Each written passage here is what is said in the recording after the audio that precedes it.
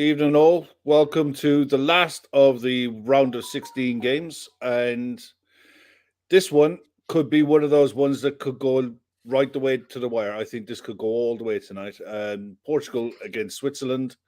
Two fairly evenly matched sides with the award for the winner will be a quarterfinal slot against Morocco, who knocked Spain out on penalties earlier this afternoon. So, evening, Chris. How are you? You all good? Yeah, good. Thanks, mate. I've literally been in my house 10 minutes.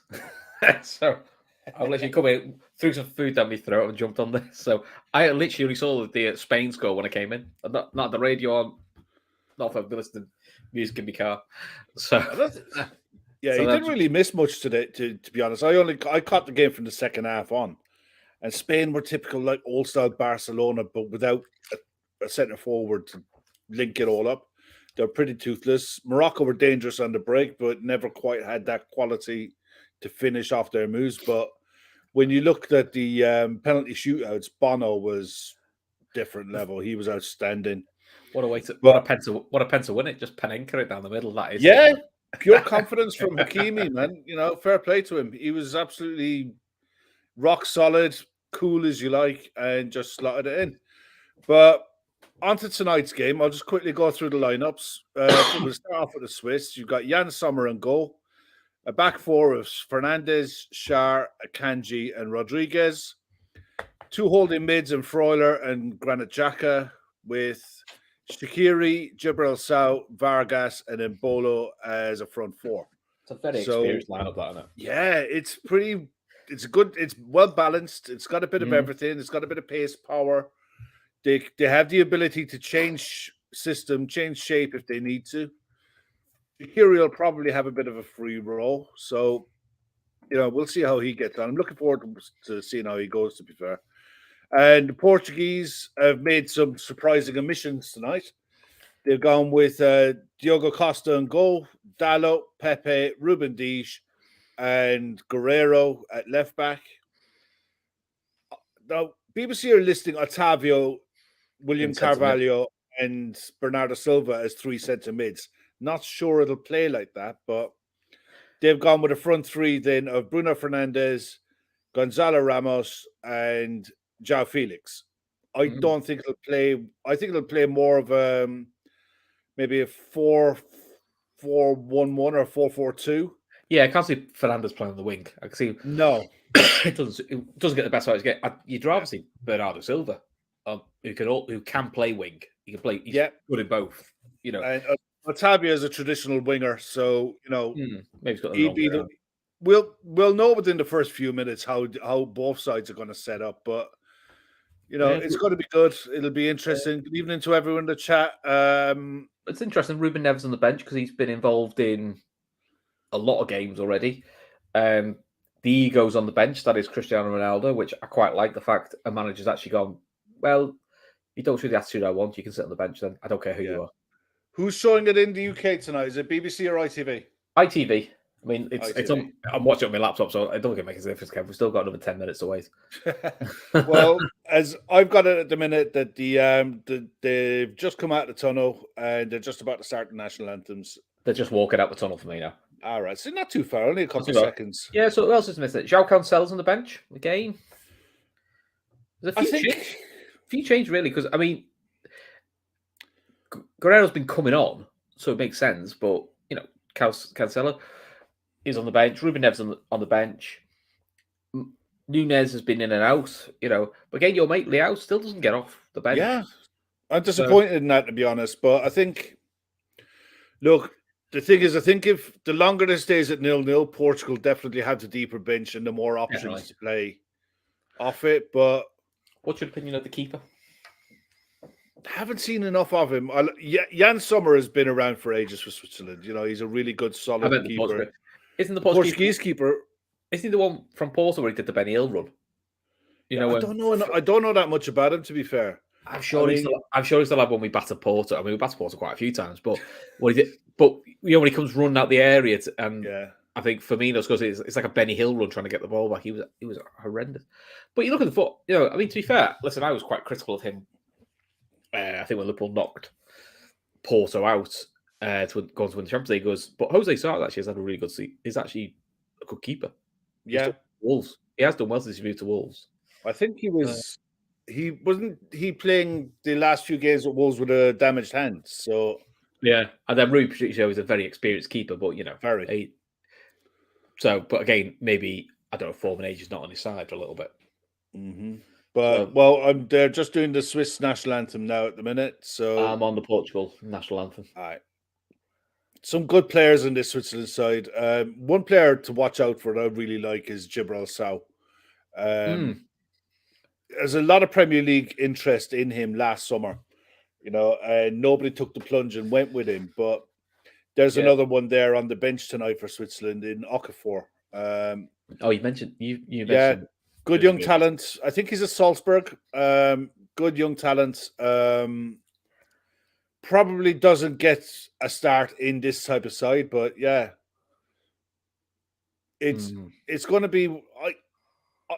Look, for either of these two sides, they're both going to be eyeing up Morocco and looking at the fact that Saiss had his hamstring taped up at the end of extra time, and he could barely walk, and he's got to be an absolute huge miss. Now, as good a player, as good a side as Morocco are, they have definitely got some issues going into this. So we'll see how it goes.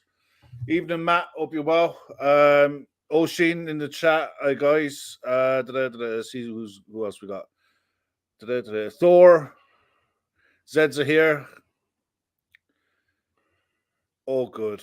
So if you could please hit the like button as you always do, which is what the only thing that we'll ever ask is to smash the like button. Big game tonight for Bruno Fernandes, isn't it? Yeah, I'm not speaking to Oshin anyway. We fell out with him. How could you fall out with Oshin? Oshin's like the nicest guy on the planet. He said hello to Matt. He said hi, Kev. And no, I'm not going to hi, Chris. I'm very upset. I'm being very precious. Very tired. Just Granit Xhaka. Hey, check out the two captains here, Granit Xhaka and Pepe. I mean, in all fairness, if you were ever looking for two players to be walking bookings, definitely these two, innit? 100%. Yeah, I know what you mean. So, right, I've just got an advert now for Intel. Yeah, well, at the minute they're just introducing the VAR referee, and all the officials didn't take any notice of where Matt's saying red cards are both captains. It would not surprise you. It really wouldn't. And hopefully, who do you fancy going through in this? Do you know what? Let's go Switzerland. That's more because I'd want Switzerland to go through. Yeah, I wouldn't mind Switzerland to go through either. To be honest, I think it's tight though because I think both sides are quite well balanced. Especially the changes Portugal have made, it's made it even tighter. I think Portugal are a better side for the changes they've made. I think they're more balanced. This is a more balanced side, but there's so much experience in both sides. You know what I mean? I would say I still think they have more game changers off the bench though. Portugal do for sure. Yeah. Oh, for sure. Yeah, I mean, did you see the news about Gabriel Jesus as well? Yeah, he's surgery MCL for 3 months. So big blow for. Basically, Arsenal needs to buy a striker in the summer, in the January window, really. Yeah, it's a big hit, especially if you're of ambitions on winning the title. But look, you listen to Arsenal fans, and they're quite happy coming into the top four. So, test that theory. Good evening, Andy. First sight of Ramos. What can we expect? Just about to kick off here now. Gonzalo Ramos. I don't know too much about him, to be honest. Yeah, I've just kicked off there now. So okay. I'm only pulling your leg, mate. I'm only pulling your leg. Yeah, I don't know that much about Gonzalo Ramos. But it's the one thing you expect from Portugal. What they need really is a centre forward. One who's a bit of a target man, but two, someone who can go in behind and has pace to go both ways. So Bruno Fernandes, that's one thing to look out for. 5-5 in his last for Portugal. Not bad though. Yeah, I think he's key for everything. Even in Abo. John, how are you? They said Shaqiri's got the second most goals in the World Cup for Switzerland. So he loves a goal for Switzerland. Yeah. Are you all there? Kicked off. Okay. Here we go. Bless you. I don't think I've ever been serious in my life. Don't worry about that, Osin. Kev's known me long enough. Seriousness is not one of my strong points, is it, Kev? No, definitely not. Well, it looks like Especially João Felix is playing in off the left at the minute. Yeah, it's a very fluid front three. That's what it gives you. Yeah. Which, if Jota was fit, that would have been another good option as well, because he's adds to that fluidity. The thing is, Jota would definitely start in this Portugal setup as well. I mean, he's been a fairly constant When do we start the last 12 months. When do we start getting concerned about Jota's injury record? Because let's be fair, we've given out about Chamberlain, we've given out about Keita, but that's 3 muscle injuries now this season. I started getting concerned in October. Because 3rd muscle injury this season, which is quite a lot. Now, there's a question of, did they undermanage the first one? We don't know that, but it is becoming a bit of an issue because he picked up a similar muscle. He picked up a bad ankle injury, didn't he, last season as well? Yeah, I think a lot of the problem with Diogo Jota has been caused by us. It's the club's fault, that he's been forced to come back here. That's a sloppy pass. Portugal on the ball. Bernardo Silva looking at the far post. No, well defended. Brought back out to Guerrero. Quick touch into Bruno Fernandes. Otavio looking to spread the ball now out from Pepe. Yeah, I think you're about 10 seconds ahead of me, but it's all right. Give or take. It's a lively start. I'm on 147, 48, 49, 150. Oh, no, we're lined up. Okay, cool. You just see you're conscious to be ahead of my pitches. Felix. Yeah. Heavy touch there. Fernandes, luckily for Switzerland. I think this could be the setup for the game. Portugal looking to be on the ball, make the play. Switzerland looks a rope-a-dope. Switzerland will soak it up and hit. I suppose you could say look to hit on the counter, but yeah, it's offside. That's the first look at Ramos. Yeah, I don't know so much about this guy who's up front for Portugal. I don't either. We shall find out.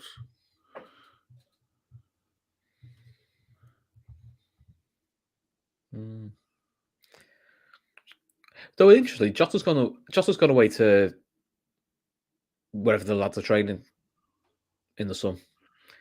Yeah, it's Gonzalo Ramos is Benfica. Okay. Benfica striker. Oh, got caught a bit there, I think. He's not happy there in Bolo.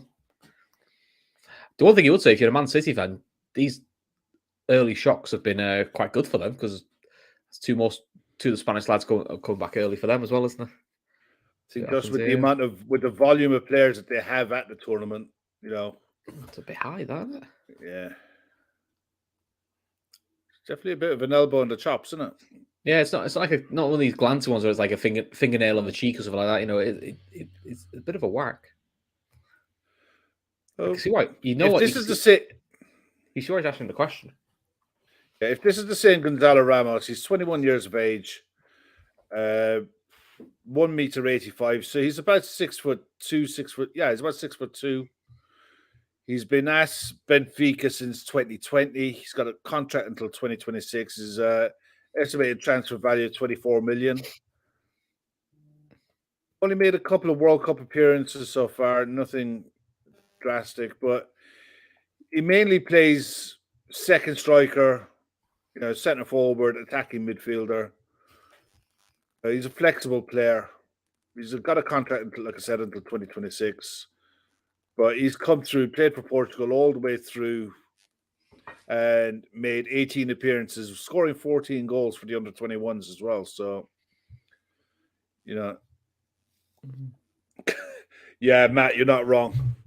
Embolo was a deadly FIFA career signing a few years back. Absolute must-have if you're on career mode is Embolo. Been around the block, scored in the 2016 World Cup the last time these two met when Switzerland beat Portugal 2-0. So, that's a good ball. Good header. Here's Embolo, takes the touch. Hit it. Oh, touches it for him. Just left foot. Up the corner. Just took it too wide then, unfortunately, for him. Yeah. Oh.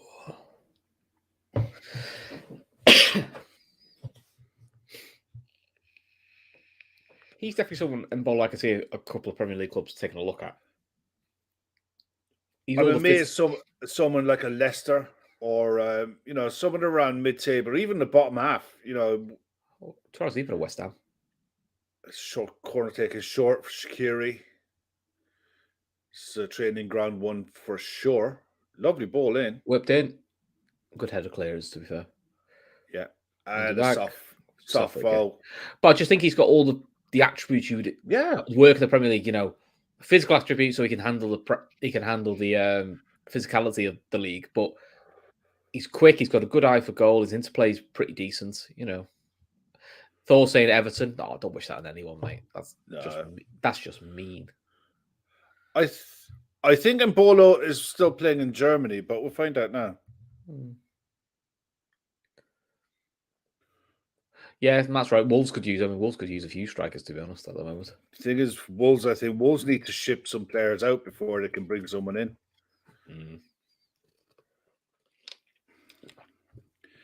Brennan Mbolo is at Monaco. Oh, we had this discussion. He went this summer, didn't he? Yeah. He went this summer. That was it. We both thought he was in Germany, and he went to Monaco this summer. Yeah. Brennan Mbolo, he's 25 years of age. It's that nice age for a big move then, because you've got enough experience under your belt. 62 caps and 13 goals for the Swiss. It's not bad, that. No, it's good. It's decent enough. I mean, look. So one thing I'll say about Switzerland is they're usually good in shape. They're normally hard to beat. They just don't score many. You know what I mean? No. Watch this would now be a cracking 4-4. Yeah. Who could believe this was 8-8? Amazing. And Ronaldo didn't get any of them.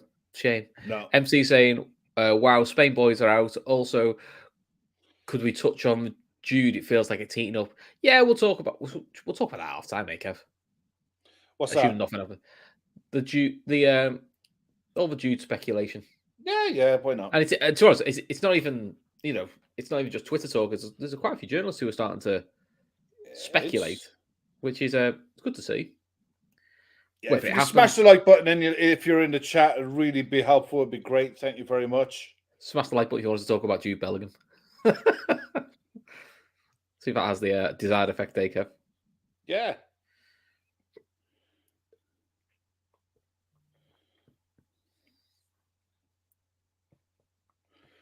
Oh dear. But 8 minutes in, it's definitely a feeling out, see who's got what, who's doing what. They look like they're kind of lined up very similar. Portugal are definitely in a 4-2-3-1 shape. Felix is coming in off the left-hand side. Bruno through them in the 10 role, maybe. Is that Bruno or Bernard? Yeah, it's Bruno, isn't it? No, it's Bernardo Silva in the 10. Interesting. Yeah, Otavio on the right with Bruno and Carvalho as your two holding mids. But I mean, that's what it gives you because Ronaldo gives you the point number 9 as the target man. But when he's not in there, it just makes it more of a fluid front three. So it's a good shout, actually. Neville saying that Ronaldo is not accepting the end of his career, and he is spot on. Father Time is undefeated, and most people realize this. But the truth is, Ronaldo is a physical specimen.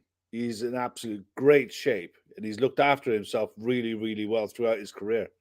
Rarely gets injured, and he's. But there's just a way of. But acting. Exactly. You have to accept that, when you were that 17-year-old kid coming through, there was a 30-year-old, 32-year-old in the squad who you were taking their place. And they made the room for you, and that's roles reversed now. He just doesn't accept that. No. He doesn't. But listen, also, all very good players also have big egos. So and they don't always recover very well with a dent to the ego. Listen, Messi's got one of the biggest egos going. That's just the way he is. Yeah. Thor, I know what you said about Everton. He's saying they need a Calvert-Lewin replacement. I'm not saying he wouldn't work for Everton. No, I think Embolo would actually be a really good signing for Everton. I just think it's mean to send him there. That's a lovely switch of play. Definitely. From Fernandez. Cross, bit too deep. Can he go on? Lucky Granit Xhaka. No, too hard. Oh, no, was it Freuer?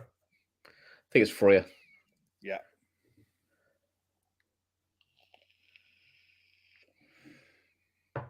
Yeah, that's it, Matt. Matt's saying this is not how Ronaldo thought it was going to end.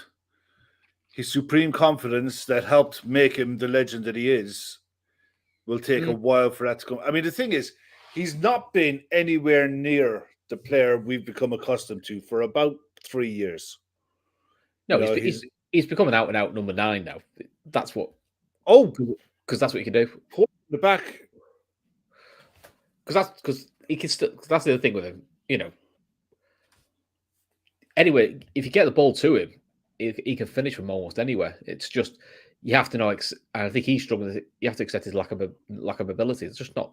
It's not in his game anymore. No, it's not. It's a nice touch. They're looking for that switch all last, as much as possible now. So you got to think that they're looking at Guerrero at left back and thinking, yeah, we can get at you. He's great going forward, but possibly defensively not as good as. Yeah, I mean he was left mid.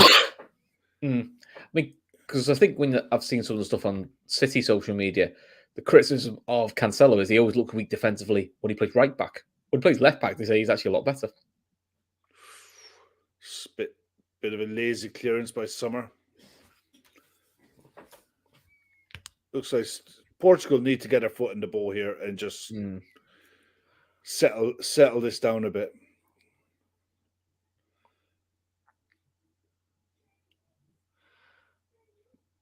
But you can see the difference in what we're watching now as compared to what we're watching earlier on with Spain. You know, people complain about Liverpool playing from side to side at times, but at least there's a purpose to it. Yeah. You know, I watched Spain today, and it was side to side and side to side and back and side to side, without a 9 and without a purpose or a method on how to attack. It was so bad. Yeah, Matt's saying Tammy Abrams was too. I think he's fairly happy in Roma. To be fair to him, he's doing well at Roma as well. Yeah, the longer Tammy stays out in Rome, the better for him. He's just not going to get an England call-up out of it, but, you know, there's worse places in the world to live, and he's playing regularly. I think as long as Jose is at Rome, he'll be quite comfortable and happy. And he's probably he's going to play some form of European football most years as well. So...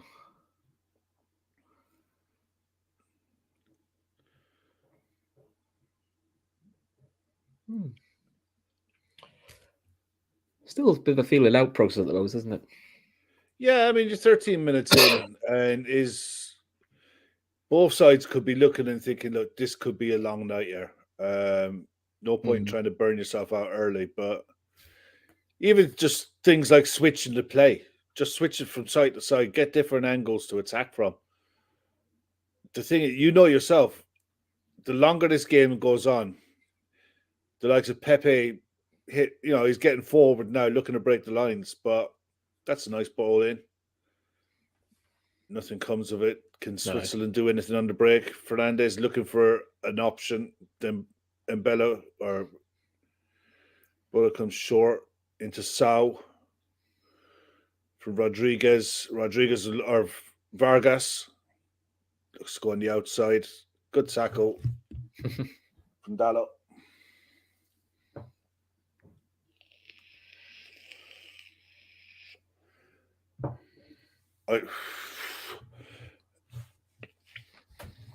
Early goal here, ideally for the Swiss, would make a proper game of it. Yeah.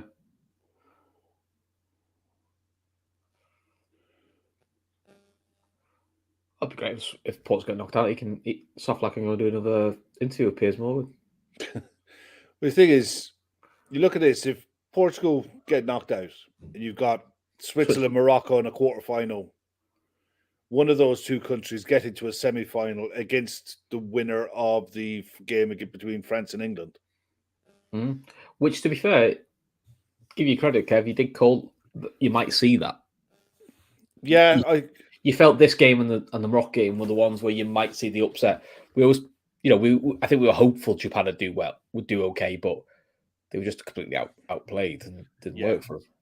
But Morocco, I think they just got that bit of quality and experience, and they've enough key players playing in good leagues. Yeah. But yeah, and Andy's there. This is a 50-50. This is as 50-50 a game as there is in the last 16, to be honest. I think so. Matt, we were playing without sound, mate, so we don't know. Well, he's named on the bench and he's not greyed out, so he's not suspended and he's not injured. Because generally, the player's injured, they tend to grey them out. So yeah, I'm assuming he hasn't been declared injured. Let's put it that way. Yeah, so I'm assuming he's just not been fancied. Yeah. Same with like Ruben Neves on the bench, and I'm assuming it's the same again. He's just not been fancied. We know why Ronaldo's not picked. Yeah. So.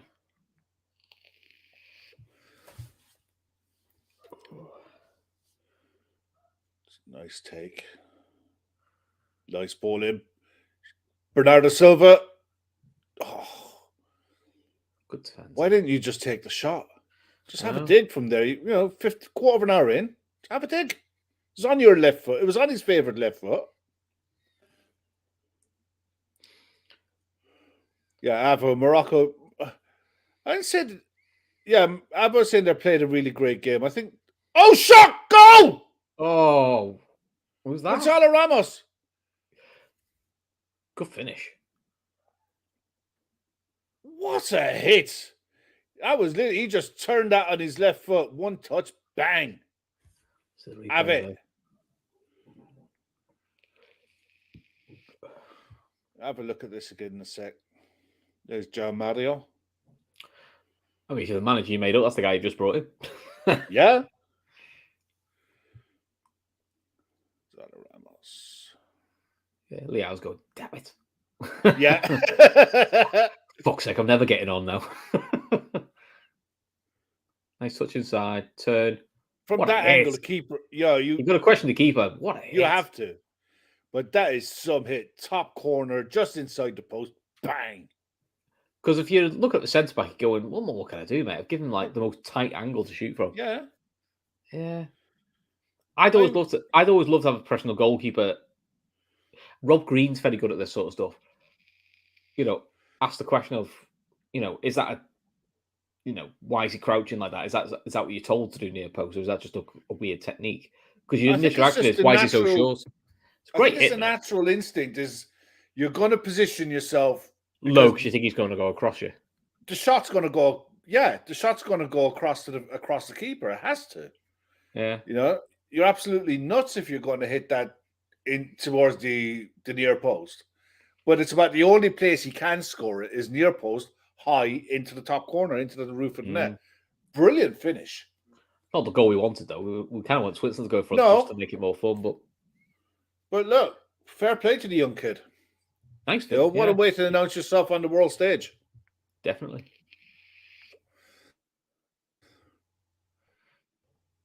Didn't see Ronaldo get us give a hug though. But it looks like this ref might let. Hopefully, this ref might let a bit go as well. Cool. Which one you want? Right. 2 seconds, Kev. So I'll be back in 1 minute. Yep. Said so here saying the ball went supersonic. Absolutely did. He hit that with some power.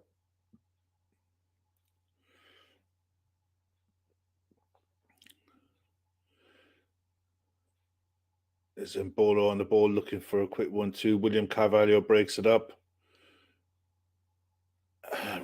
Bit of head tennis going on there. That was an elbow straight in the mush and Pepe, and he's going to make the most of this. There's nothing in it. It's handbags. Yeah, it was just a late challenge, but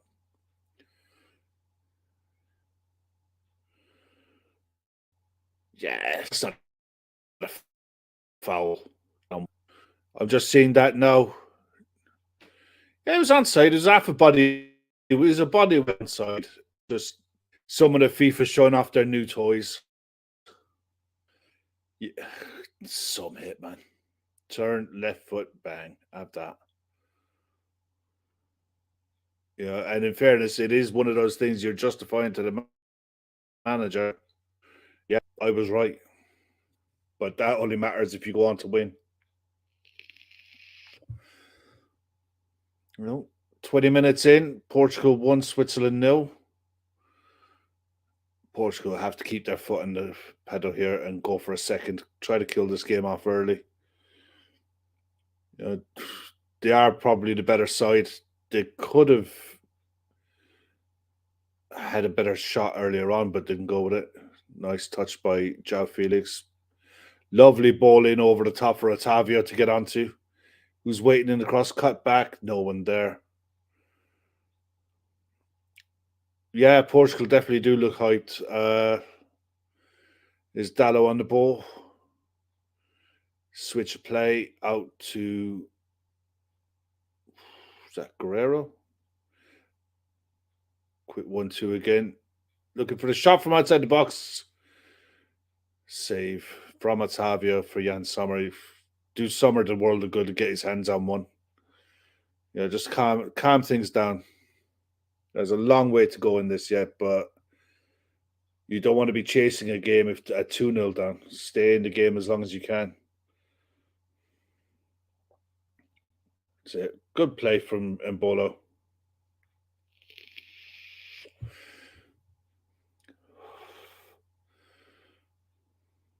Ruben Diaz a bit free with his failing arm again.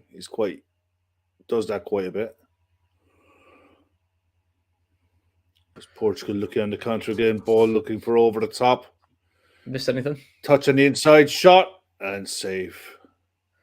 Have I missed anything? Not really. A couple of attacks here from Portugal.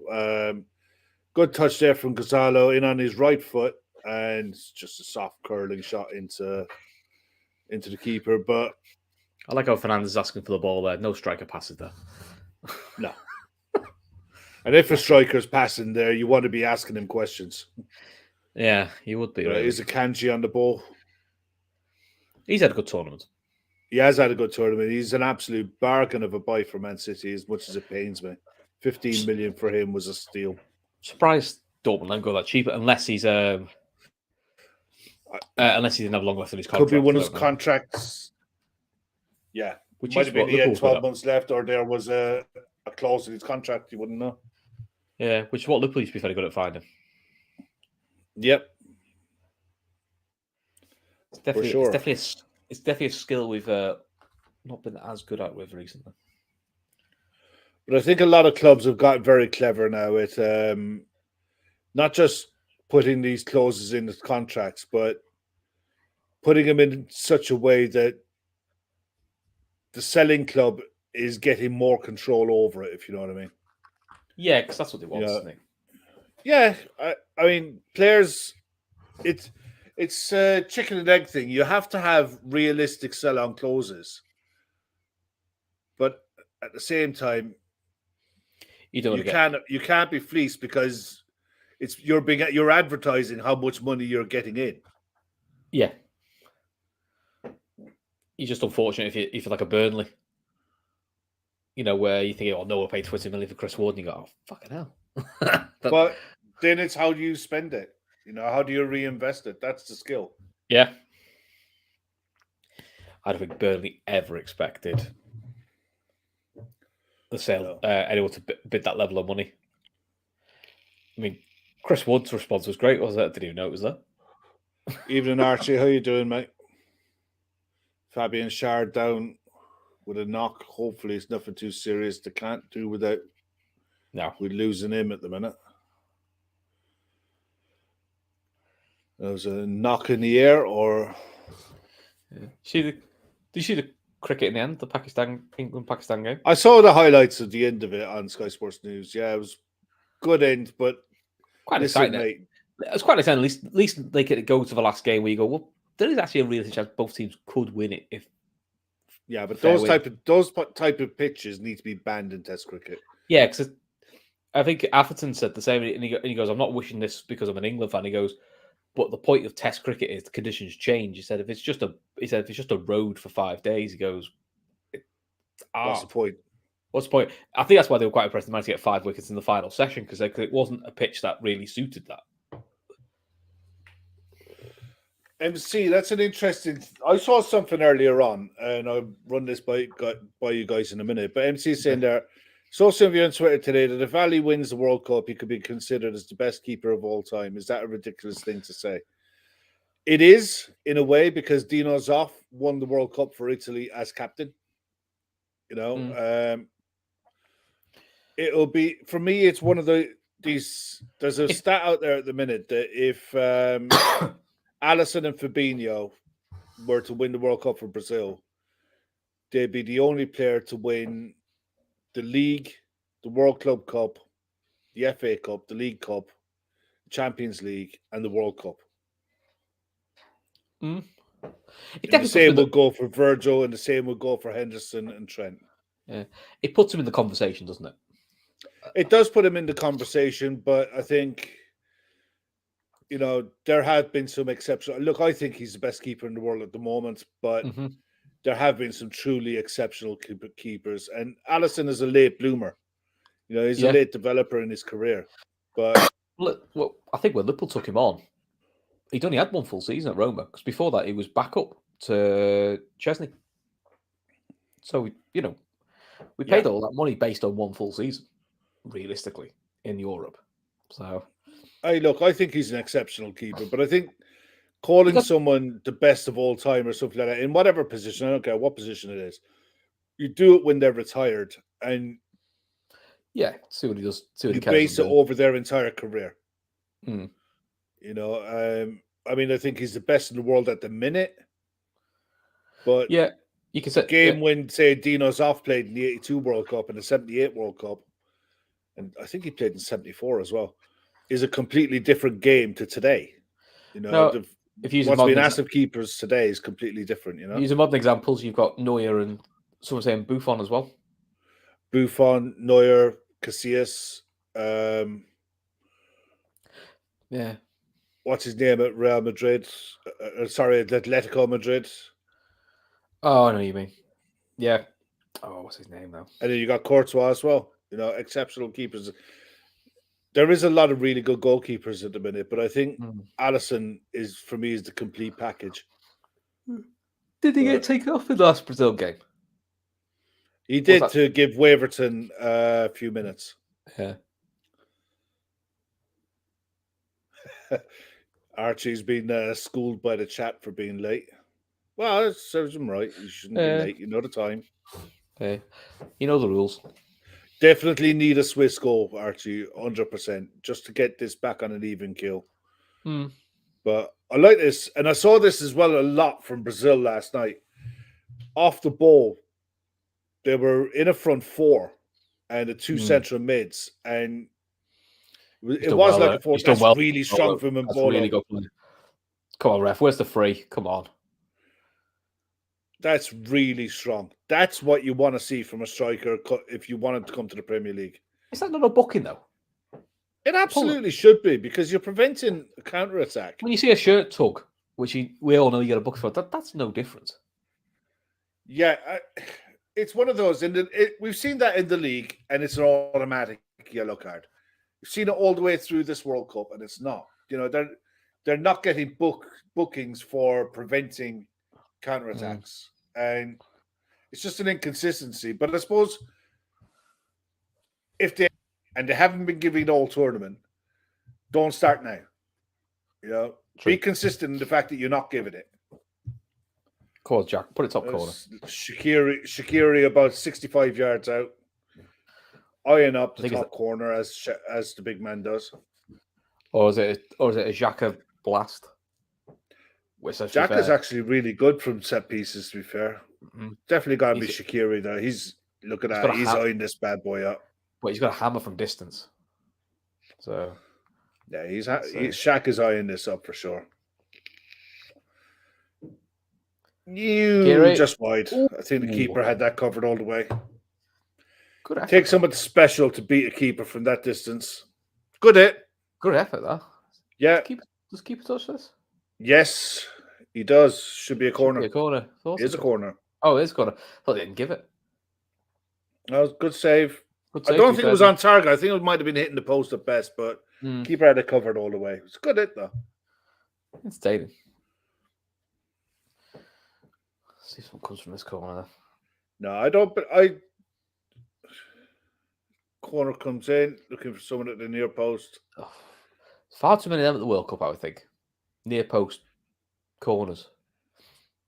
Offside given. Offside, surely, yeah. Yeah, all Sheena's saying there is not booking people's ref because it's a big game. And this mantra where you don't book people in big games to spoil is a nonsense. Any yellow card offence should receive a yellow card no matter what the game. He's right, yeah, because I agree. You get this silliness when you go like, it spoils the game if you get an early red card. Well, don't do red card offences. That's not your problem. Yeah. I get when it's a big game, don't do like tedious yellows. And we know the tedious yellow, it's like, it's a foul. You don't need to give a yellow for that. But things like shirt tugs and, those sort of things. I think if you're preventing counter-attacks, then it should be an automatic yellow. But what I'm saying is, if you haven't been doing that all the way through the tournament, don't start in the middle of it. Yeah.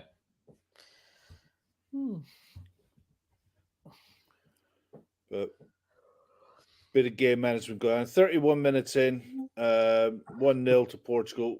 19 seconds to 20 seconds on recovery time. So, pretty similar.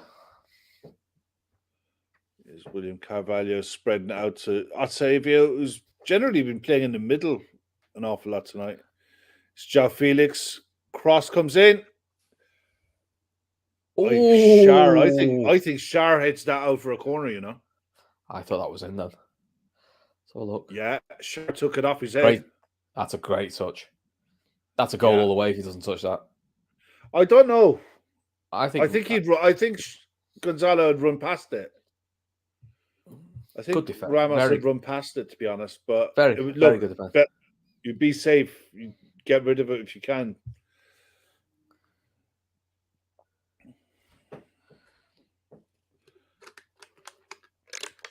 Corner for Portugal. I think it's Bruno Fernandes. It's Bruno Fernandes or Bernardo Silva. It's one of the two. Can't make it out. Corner comes in. Pepe! 2-0. Pepe! Makes it 2. I think that could give it. Go on. I think that could be game over. That. Yeah, that could be it. Yeah. There's an hour left to go in this, but the Swiss haven't looked like threatening going the other way. They've just been very clinical, Portugal, to be fair to them. Yeah.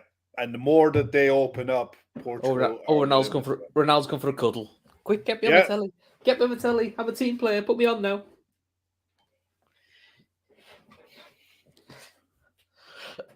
I hope the manager doesn't put him on, just to really piss him off. It's a really good header. He just waltzes in there. Nobody's picking him up. No, really poor. Really poor. You have to question the market, but the keeper's got absolutely no chance of that. No, I know, but Fernandes just lets him run. He just has to run off him, like. And the keeper's got doesn't know he's there, to be honest.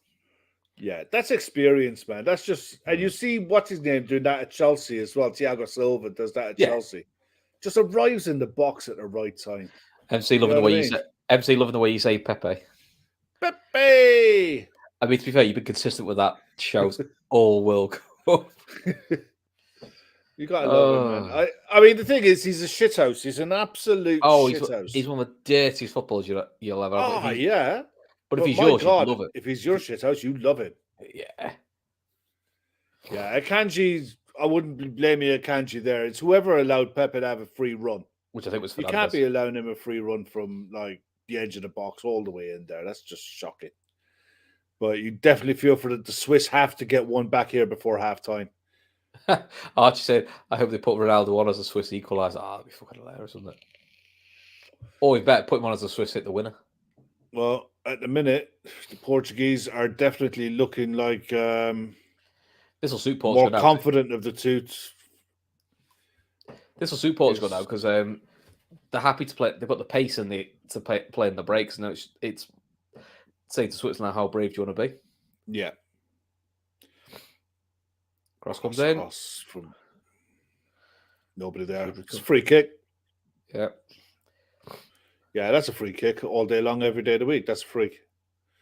That's poor for a foul. He's given a throw in. In all fairness, that's just a foul. Every which way you look at it. It looked everybody it looked a foul. Fucking hell. Let's face it, the officiating has been much better at this World Cup, has it? Fucking hell. Yeah.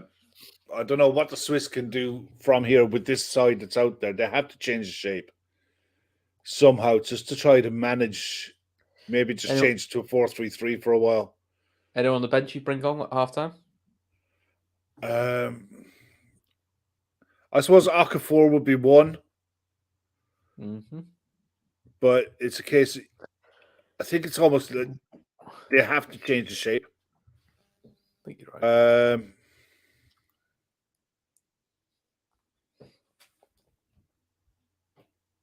Seferovic might be another one. They're going to have to go two up top and try to go direct. Or because we've seen Mbolo can trouble this back. There's a big switch on the right there if you can see it. No. And it's on all game. He's Rafael Guerreiro is always narrow, but they just don't have anyone good enough to be able to play the switch.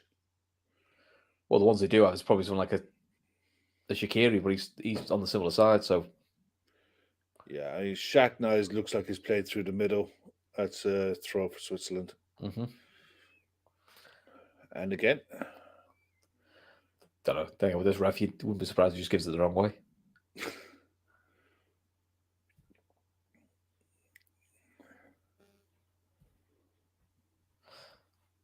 Yeah, I know what you're saying, MC. City getting players back a bit earlier than we would expect with some of the countries. But look, they've still been made to. They've started to play a lot of minutes in the World Cup. So, and you would assume some of them are going to be given a rest now for a couple of weeks at least. Nice chip forward.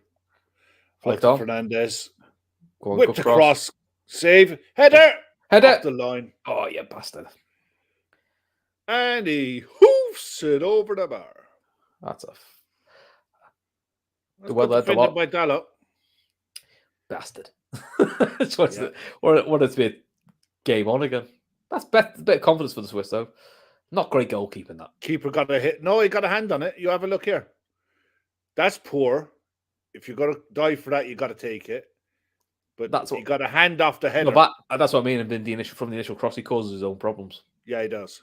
But he recovered well. Recovered well. There's Rodriguez on the ball. Rodriguez has been playing more at club level as a centre-back this year. It's like in a back three. So you wonder if the Swiss could maybe revert to a back three to get someone else up front. Put Vargas and Fernandez as wing-backs.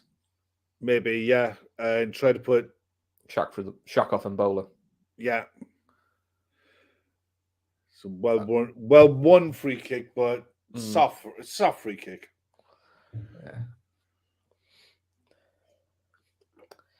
Diaz doesn't like that sort of physical side. He's too eager to. It's a bit of ego with him with that sort of stuff, isn't it? Sergio Ramos suffered from that for a long time, didn't he? We've had a few centre backs like that as well over the years. Where Dejan Lovren was a classic. Oh yeah, that was the all ego. Yeah, you feel like you can win every ball. You know, you can't win every ball. Yeah, that's Pepe down. The thing is with him, you don't know if he's injured or not. Odds are he's not. Oh, he stood his toe and kicked his leg. He only stood his toe. Yeah, it's definitely a free. Similar goals. Shots, I won it 4-4, but Portugal got everyone on target so far. You wouldn't say that the Swiss have had any clear-cut opportunities. That's the only thing. He's not very happy with the Portugal coach, does he? I think that's just his face, mate. I think he was born. He was born old. Face like a hush puppy. Yeah. Bless him.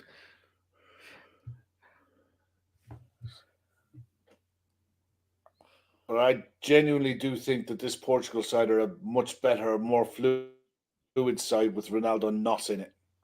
More hard working as well off the ball. Definitely.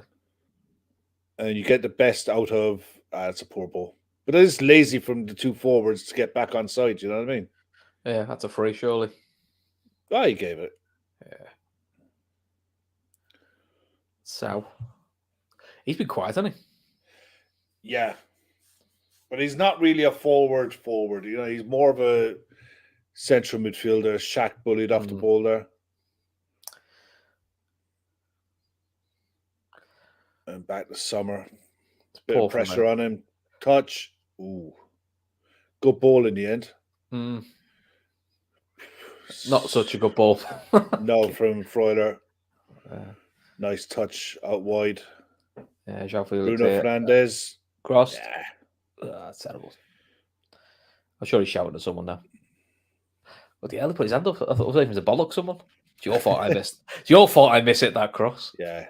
Even he can't disguise that one. Oh, I'm sure he tried to. He's had a good tournament. Oh, yeah. To be fair, he's had a good tournament. Is it 5-5, Corey?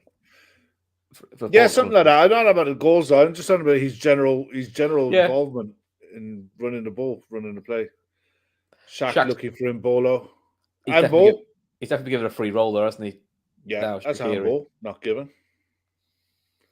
Granit Xhaka can't get into this game at all.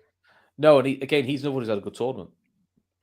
Yeah, he's been brilliant. He's been revitalized for Arsenal this season.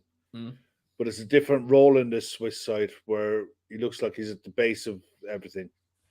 Whereas for Arsenal, he's more like your advanced central midfielder. It's a nice touch from Sau. Shaq looking for Rodriguez. Is it Vargas? Poor from Vargas. Oh, put it across.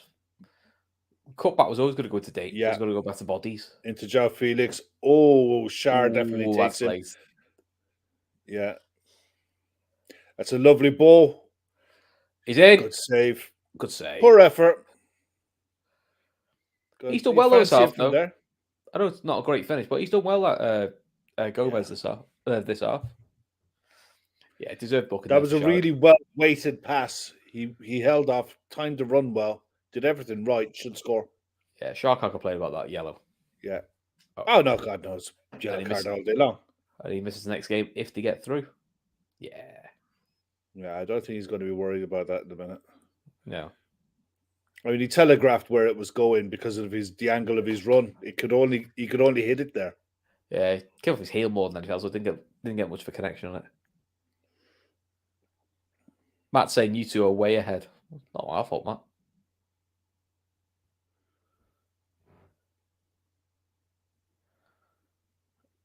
Got a corner taken in. Cross comes deep. Pepe wins it. Bit of a scramble in the box. Cleared out for a Portugal throw. Yeah. It's again really well won by Pepe. Kanji clears it. No call from the keeper. You got a feeling. I was watching. This is similar to England the other night at 2-0 when you just felt that one more goal finishes the tie completely. 2-0, anything could happen. You know, you get one back, nerves kick in. Well, we saw that anything could happen. We saw that a little bit with the Australia-Argentina game. Argentina had the game sewn up and they had a nervy 10 minutes, really. Yeah. And they're lucky the big chance didn't come off for Australia right at the end. So good long ball up.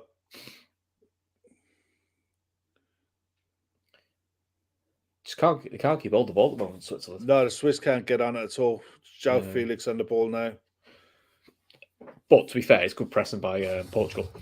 Yeah, and the thing is, even when the Swiss win back, they've nowhere to go. Mbolo is too isolated. There's no one with him.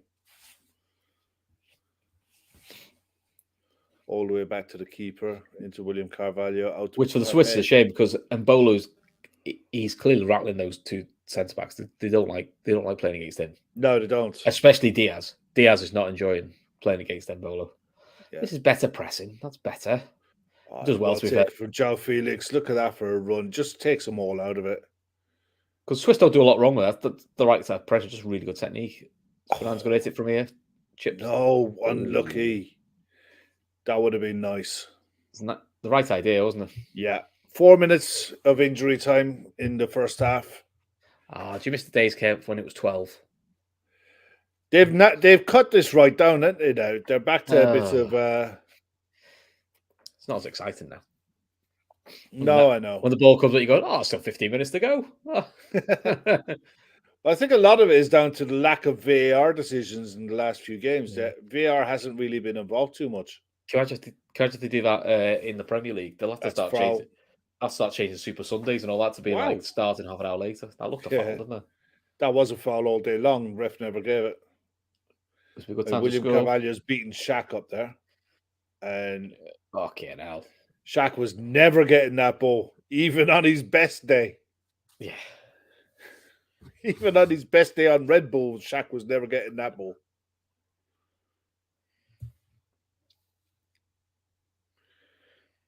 Yeah, 24 added minutes in the England-Iran game was a bit much. Yeah, that's fair.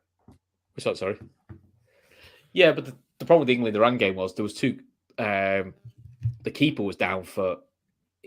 The keeper must be down that first half for a good 8-9 minutes of a suspected concussion test. So, and I think there's a similar thing with Maguire. I think there was at least 3 concussion tests that went on in that game. So I think that's why it was such an extreme. Oh yeah, I know why it happened, but it's just one of those. Isn't it? You just never see it normally. Normally you see someone go down with concussion. It's gone out for another corner. That's really good running by Dalot to keep the pressure on. Shark can't mess about now. He's on a booking. Can't take any luxury, any risks anymore. Let's see who picks Pepe up this time. 2 minutes to go in injury time at the end of the first half. Do you know what, Avo? You might not be too far wrong there, son. Probably got told off by TV sponsors. Yeah, probably right. Just go in and get it. What's that about? Looking for the fact Pepe had peeled off onto the far post as well. Guerrero have a dig from outside, and it's high wide.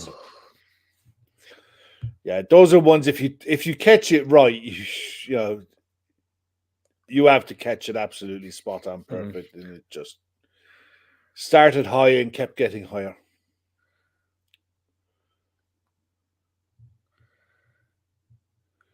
This Fernandez for Sau, I think. Yeah, back to Shar. 1 minute 15 to go. Swiss got to get something here, man. They really got to at least force a save from the keeper. You know, that's a lovely ball. Oh, Shaq just couldn't get there. Nice idea. Because the real chance of that is that goal line clearance. That's about it, really, isn't it?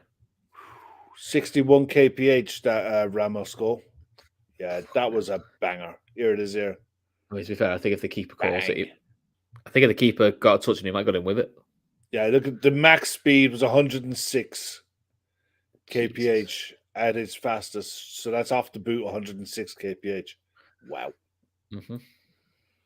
Yeah, he hit that and it stayed hit. Definitely. Yeah.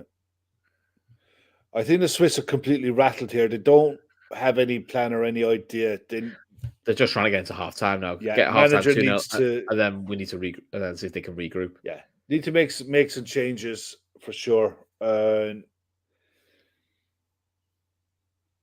Give it a go. They may as well lose 4 or 5-0 trying to get back into it. Have you heard the rumor as about opposed to sit back and take 2? Have you heard the rumor about Vinicius Jr.? No. Apparently, the rumor is he's trying to take legal action to get out of his deal with Nike. I don't know anything about that. He's contracted to Nike until 2028, but probably wants to get out. He wants to move. It's an interesting one. Very rare you hear. Yeah, very rare you hear about stuff like that, isn't it? That players want to get out of sponsorships. Depends on what he's signed for and what he's committed to. Because it's not a case of we'll supply you boots. They usually make all merciful amount of commitments that they have to do, as well as it's like the stuff with Adidas and Salah. all the adverts, the TV adverts and stuff that Mo Salah has to do don't get shown in the UK. But all that kind of stuff all takes time and it eats into your life, but you're paid handsomely for it. Mm-hmm.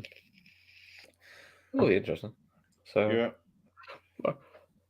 So, should we talk about Jude Bellingham? Because the people in the show want to talk about him. Yeah, myself and Gav had a chat about him last night. And, I mean, I'm of the opinion that, look, I think whoever is signing him knows that it's done. Or if they don't know it's done, they know it's close. I think Bellingham I think this decision is already made. It's done. I think so, yeah. Irrespective of where he goes, I think he's only realistically got 3 options. I think Manchester City is one. We're another one. Real Madrid. And Real Madrid. Now, I think they're his 3 realistic options. I don't think PSG can afford him, irrespective of the money, unless they invent a few new sponsors or whatever, which is unless they're moving something like a Neymar on. Even then, don't think they could physically afford it with the amount. It's not the wages, mate. It's the transfer fees with the amount of money that they've spent. That's what I mean. I mean, you'd have to sell the Neymar and you'd still go for a big fee. I don't think the thing is with Neymar, you got to look at it. He's another one in that ball club is like, who can afford him? Yeah, there's that. And he doesn't exactly stay fit. Look, I think Bellingham is a complete midfielder. I think he's a no-brainer for us. He's no brainer. As long as you can get him, if you can sign him for 6 years, even if you get 4 years out of him and sell him, you'll recoup all that money. Every penny that you pay for him, you'll recoup it and probably add a bit more.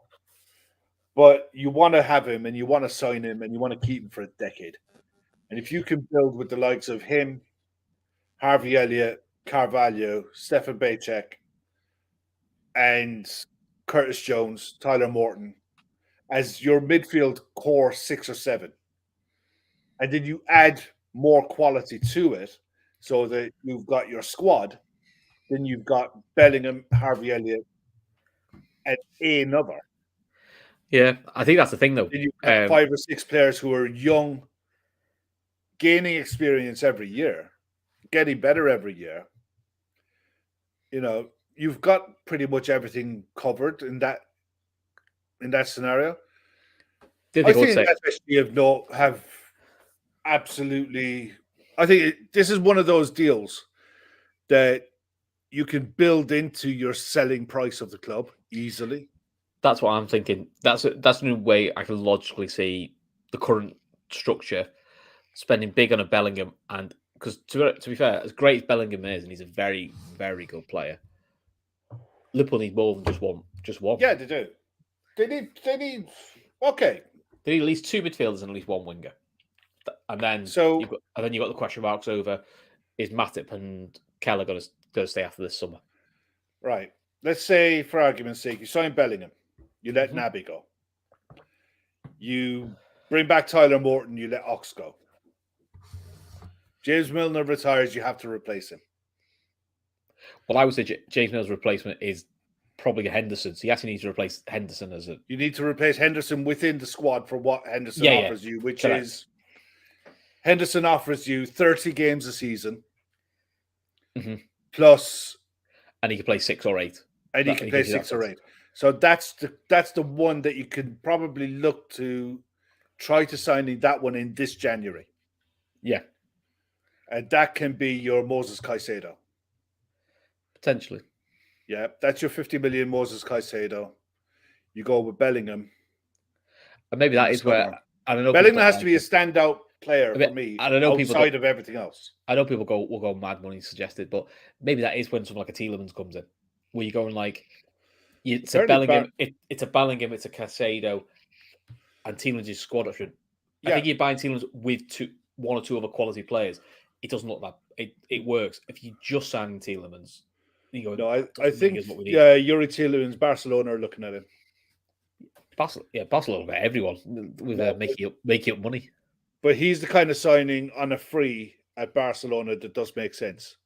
It makes sense for them. You know, assuming they can register him, you know, because they had that issue last time. That's their problem, but he'd definitely be a player that would suit how they play. He would suit Barcelona and the style that the manager wants to play more than what he would do for us, I think. Yeah, they want to get rid of that Frank Kessie as well, don't they? Apparently, They want to get rid of Frank Kessie, but he hasn't settled in Spain at all. Mm. He's interesting. So he's an interesting player, to be honest, because I think he's a good player. It's such a good hit, that goal. Yeah, it's a mental goal, isn't it? Mm.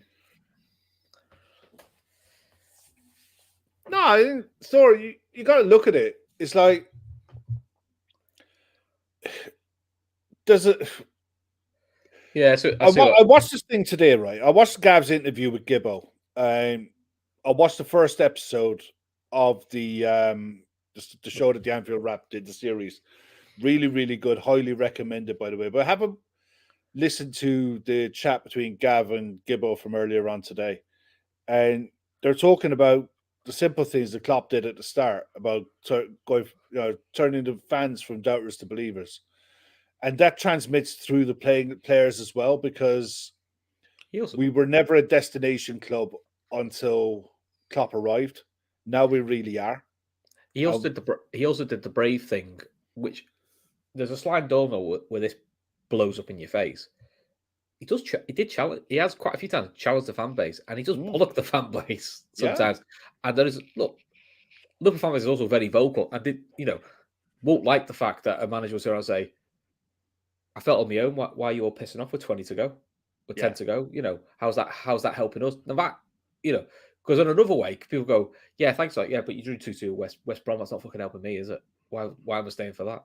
So yeah, it's a fine balance, because you want to challenge the fan base to come together. The way I look at it now is that there are definitely going to be players who are at clubs at the moment who are looking at Liverpool, looking at Klopp, looking at what he's achieved so far, and the players who are going and thinking, I really want to be involved in the next phase of this. We've got Klopp for the next 4 years, right?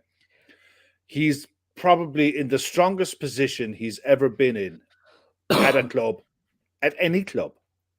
He's never been in this position of strength at any club ever. And the one thing I'd say about FSG is when they come to sell the club, they can build in Jude Bellingham into the sale price of a club. So, yeah, you might pay up front for it now, but you'll structure the deal that you pay it over the length of the contract. Which what everyone does anyway, to be fair. Everyone does that anyway. And also, it means that you can also turn around to other players you're looking to attract and say, look, we're getting him as this piece of the puzzle. We want you to be this piece of the puzzle. And then look at what we've got coming through, and look at what we've still got in Alisson, in Virgil, in Fabinho, in Mo Salah. They're all locked in as well. So I think we're in a really good spot. We're in a really good spot. We just need a bit of luck on the pitch to keep people fit. Yeah. Give me 1 sec, mate, and I'll be right back. I'll be right back 1 sec. I think the only frustration, and I can understand the frustration of some fans, is some of this probably should have been done at least a year earlier. I think that, and I can understand the frustration why people feel like that. But look, Bellingham will be grand. It certainly solves a lot of problems, not all our problems, but it certainly solves a lot of problems, and takes the pressure off having to overplay certain players who are clearly playing too many minutes for us at the moment because they haven't got the fitness to do it. So, what do we see at halftime then? Do we see any sort of change from Switzerland at halftime, or do you think they give it 10 minutes with the current 11 they've got and then change it from there? Or do we just see Portugal pulling away and making this 3 or 4-0 quite comfortably? Let us know what you guys think in the chat. And while you're in the chat, if you can smash the like button, that'll be grand. Do you expect any change at halftime, Kev, or do you think they give it 10 minutes? For Switzerland, yeah, 100%. I expect them to change something, whether they go 4-4-2. I can see Shaq maybe being hiked off at halftime. You haven't really done much. You don't know what they could. The problem is now, if they really go for it, Shara's stuck on a yellow card and he could be off. He could be a liability as well. I don't know whether they might put. The only thing I think they might not take Shaq off is if they do get the free kick 25 yards from goal, that's probably the ones on it. Or a decent wide free kick, that's probably the player they want on it to set it up. But maybe it's Sal comes off. He's been quite quiet today. It's not worked for him. What's this? Oh, Red Steve. Red Steve making you laugh again, is he? Yeah, being tour struck. Tour struck. I've met Gibbo. I've met Gibbo a couple times at the women's games. He's a lovely bloke, actually. He's always good for a chat as well. To be fair, actually, all the tour team are. To be fair, whenever you get to meet them, I see a few of them at the women's games, and I do the show with Neil and Philippa for the women's stuff. They're always great for chatting to. Nice people as well.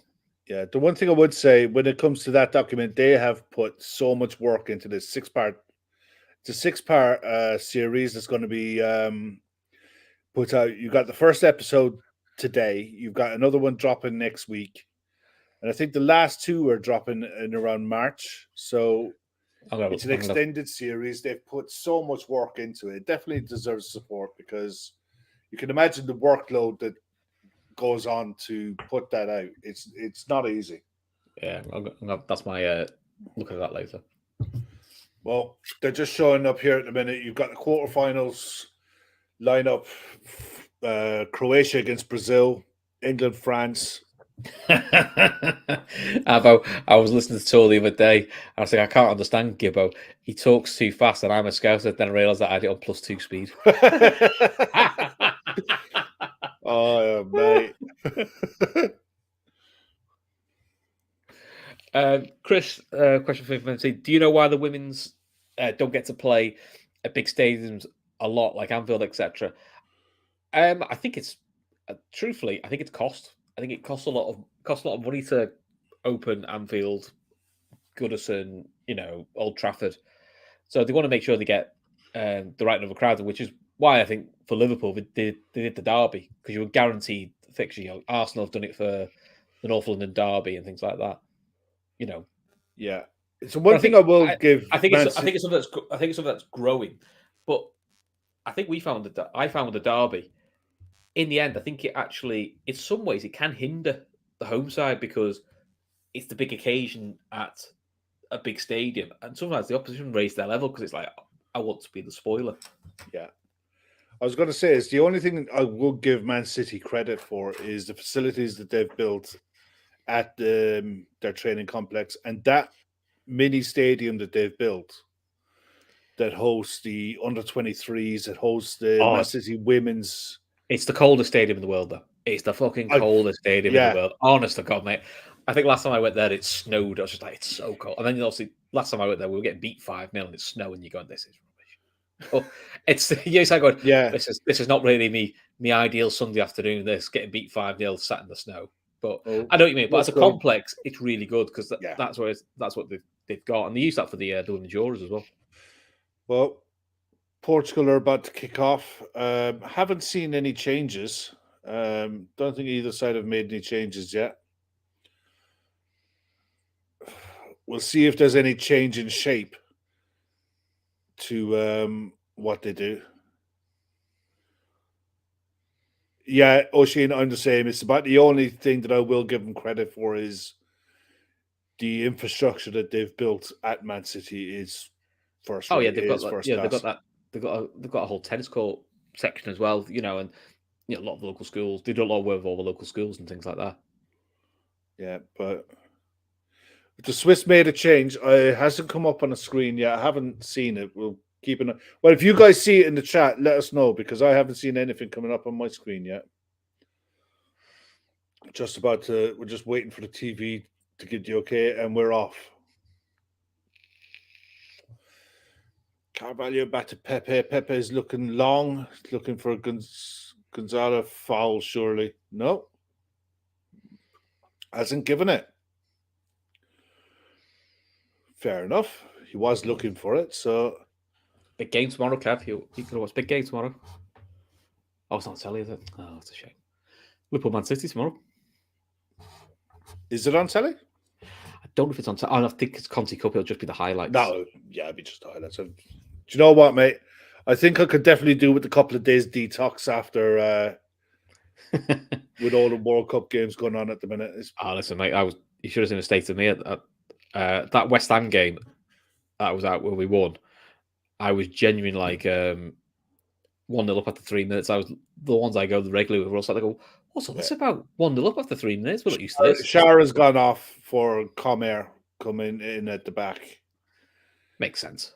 Yeah, look, he's on a booking. If they're going to really go hard, the last thing they could have is a centre back on a yellow card. Yeah, but they're really going to have to go and do something here.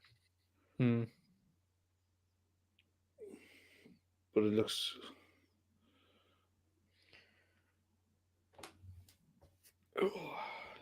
It's still really conservative, isn't it? The shape. Yeah. It was that Pepe goal was a bit of a killer for him because it was ball in over the top. Shaq looks to take it. Yeah, also is right. It'll feel strange. No football for 2 full days. we'll feel weird because we had football on every day, haven't we? At the moment. Well cut out at the back.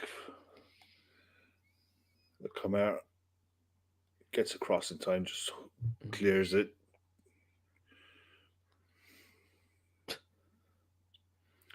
The thing is, I think Shaq being in the MLS, it's their off season, and he's not doing anything. Which why you used to see the likes of a David Beckham sometimes, and a few others, or Robbie Keane, look for the off season move for a few months just to keep themselves ticking over. Yeah, especially if there was a tournament coming up that summer. Definitely. But no, I don't think MC. I don't think he did. Don't think Mbabu made it to this. If he did, I don't think so. Portugal. Yeah, corner. Kanji clipped one right in the ear. But he's like, thanks, mate. Yeah. Oh, right upside the head. That'll be talked about in the City training ground in a week's time. Yeah, thanks for that, mate. Right in the ear. Yeah. Well, at the minute, it's looking at City are going to have at least 2 that are going into the quarterfinal stage. Definitely. Plus some of the other games, Foden and what have you, Grealish. And they got Edison sat on the bench for Brazil. Yeah. But the way I look at it now, mate, is you got it as corner comes in. Well cleared. Yeah. Took it again, the Swiss got nowhere to go. Back to the halfway line, it's back to their keeper again. So you don't see too many sides leaving 1 or 2 up on the halfway line from corners anymore, do you? No, I think I'm so fearful of seeing the goal, but that used to be a thing because then if you leave 2 up, I've got to leave at least 2 back. It just make you think. Well, you got to leave 3 back most sides. Yeah. You'll keep your man-for-man marker, and you'll keep a floater just to try to cut the ball out. Yeah, a lot of clubs seem to have moved away from that. I'm not sure why. You got to find a way of putting pressure on the opposition. I think it helps if you've got a keeper who's prepared to come for everything. True. If you've got a keeper who's good in the air, who will come for balls, that's a bit weird. The ball bounced funny in front of him. That's what he was looking back for. We're getting the close-up of Ronaldo going through his warm-ups. I still think it'd be funny if they just don't bring him on, and the coach says, "I'm not going to play him." It's foul on Sal. Well, it's only 5 minutes in, but I'm not seeing much here.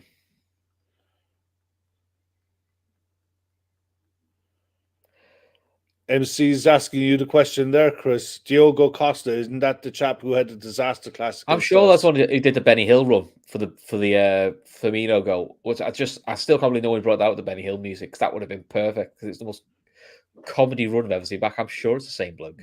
Looks like Embolo has gone down holding his foot. Bernardo Silva looking to play for Bruno Fernandes. Corner comes across, cleared at the back stick, but only out as far as Diogo Dalot. 3-0. Oh, what a goal. Dalot just stood at the full back there, and Gonzalo that's game, set, and match, and that's Ronnie. And that's Ronnie on the bench for the next game as well, I would say. Oh, 100%. You can't drop him after that. A brace on the night. But Dalot was brilliant here. Watch how he just stood up. That's his mate. That's his main point. He's going, you're going to stay on the bench now, don't you? Oh, fucking hell.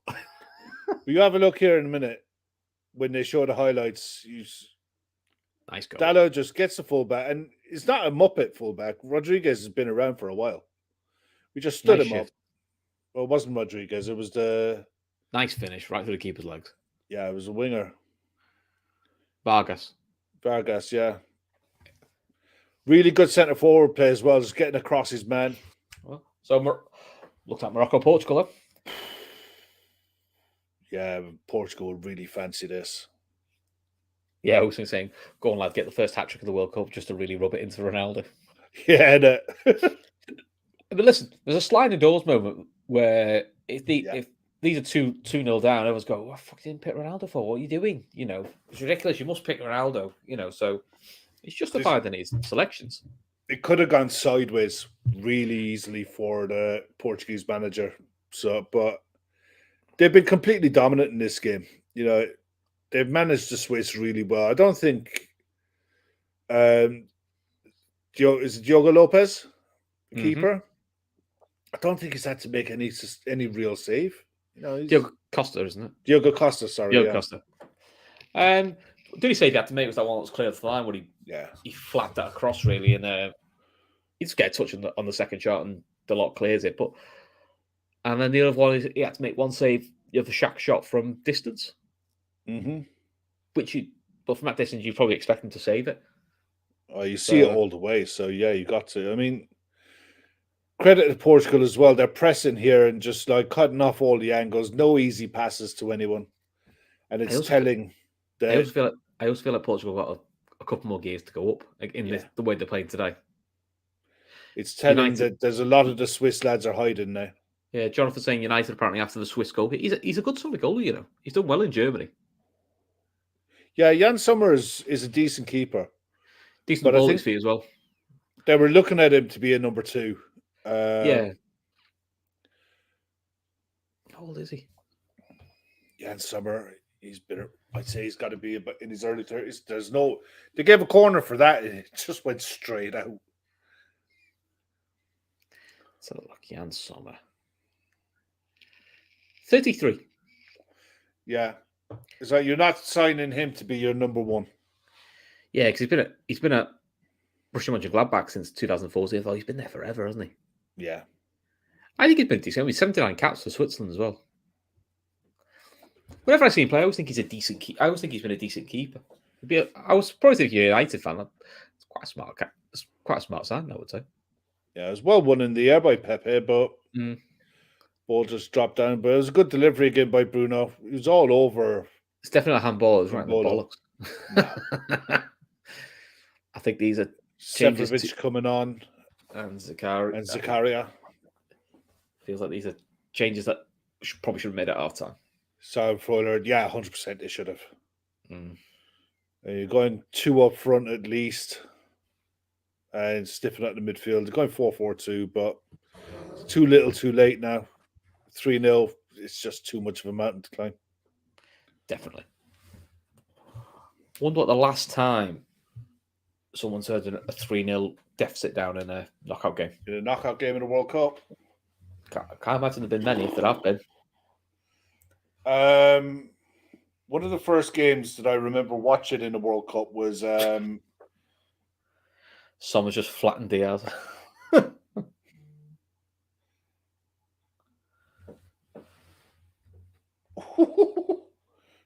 He lined him up from a good way out, didn't he?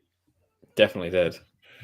I can remember France, West Germany in the 82 World Cup. It was semi-final. The one where Harald Schumacher flattened Didier Bossis. We're again here, Portugal. Oh, he's in. He's in again. Oh, it's 4-0. What a finish. 4-0.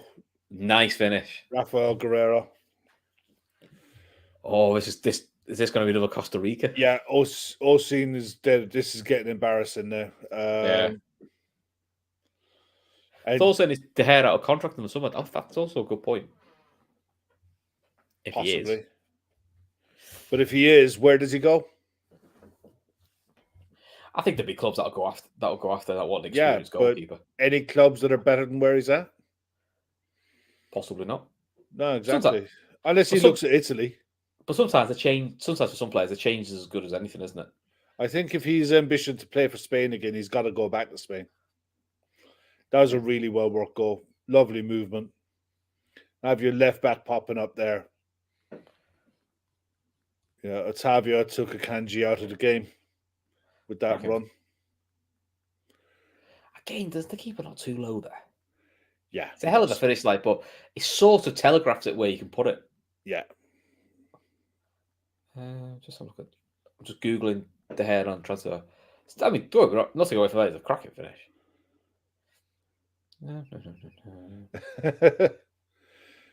No, we need players who can play with their feet. Look, stay away from De Gea. De Gea is a very good goalkeeper. Yeah, he's a really good goalkeeper, to be fair. Yeah, but he's just not very good with his feet. According to transfer market, June 2023. No, it says contract option for a further year is apparently also the rumor. So, and they will trigger it because of the amount of appearances he's making. Yeah, unless they get a fee, even if they get a nominal fee. Yeah, calling for Switzerland. But to be fair, even Switzerland haven't merited getting anything. They haven't done anything. Not really, no. Corner coming in. Oh, it's 4-1. Nice finish.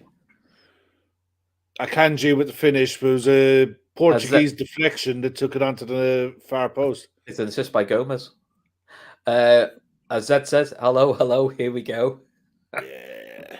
Let's have a look who got the deflection. Yeah. Gomez. So he's got 2 goals and an assist. Not bad, that, mate, for a first appearance. Nice finish with the wrong foot, because it's not... that looked hard. That finish looked harder than the foot he went with. Yeah. And look, it's taken a massive mistake from Portugal to be able to get into it. They deserve nothing. I can't see Portugal conceded 4 though. Let's be honest, we were quite surprised they conceded. No, we just let it go. He's let it go again, and it's just a foul by Rodriguez. He just took him out, like. He's been in Bruno Fernandes, so it's fair enough. But even still, he's been pretty horrific. This referee, yeah, awful ref. And there's been a few of them in this tournament. Looking for Sefcovic and the thing. So not Gomez, Ramos. Sorry, Andy Kaufman's getting really upset because I called him Gomez. Sorry.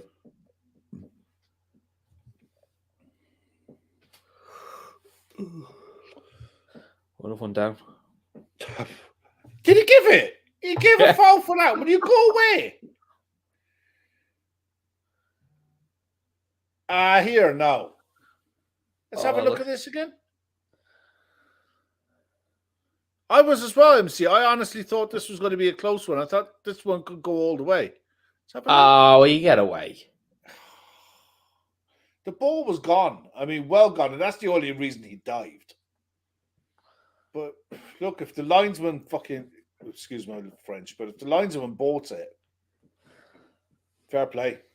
But you wonder why players dive? That's why players dive. Because they know they can get away with it. Yeah.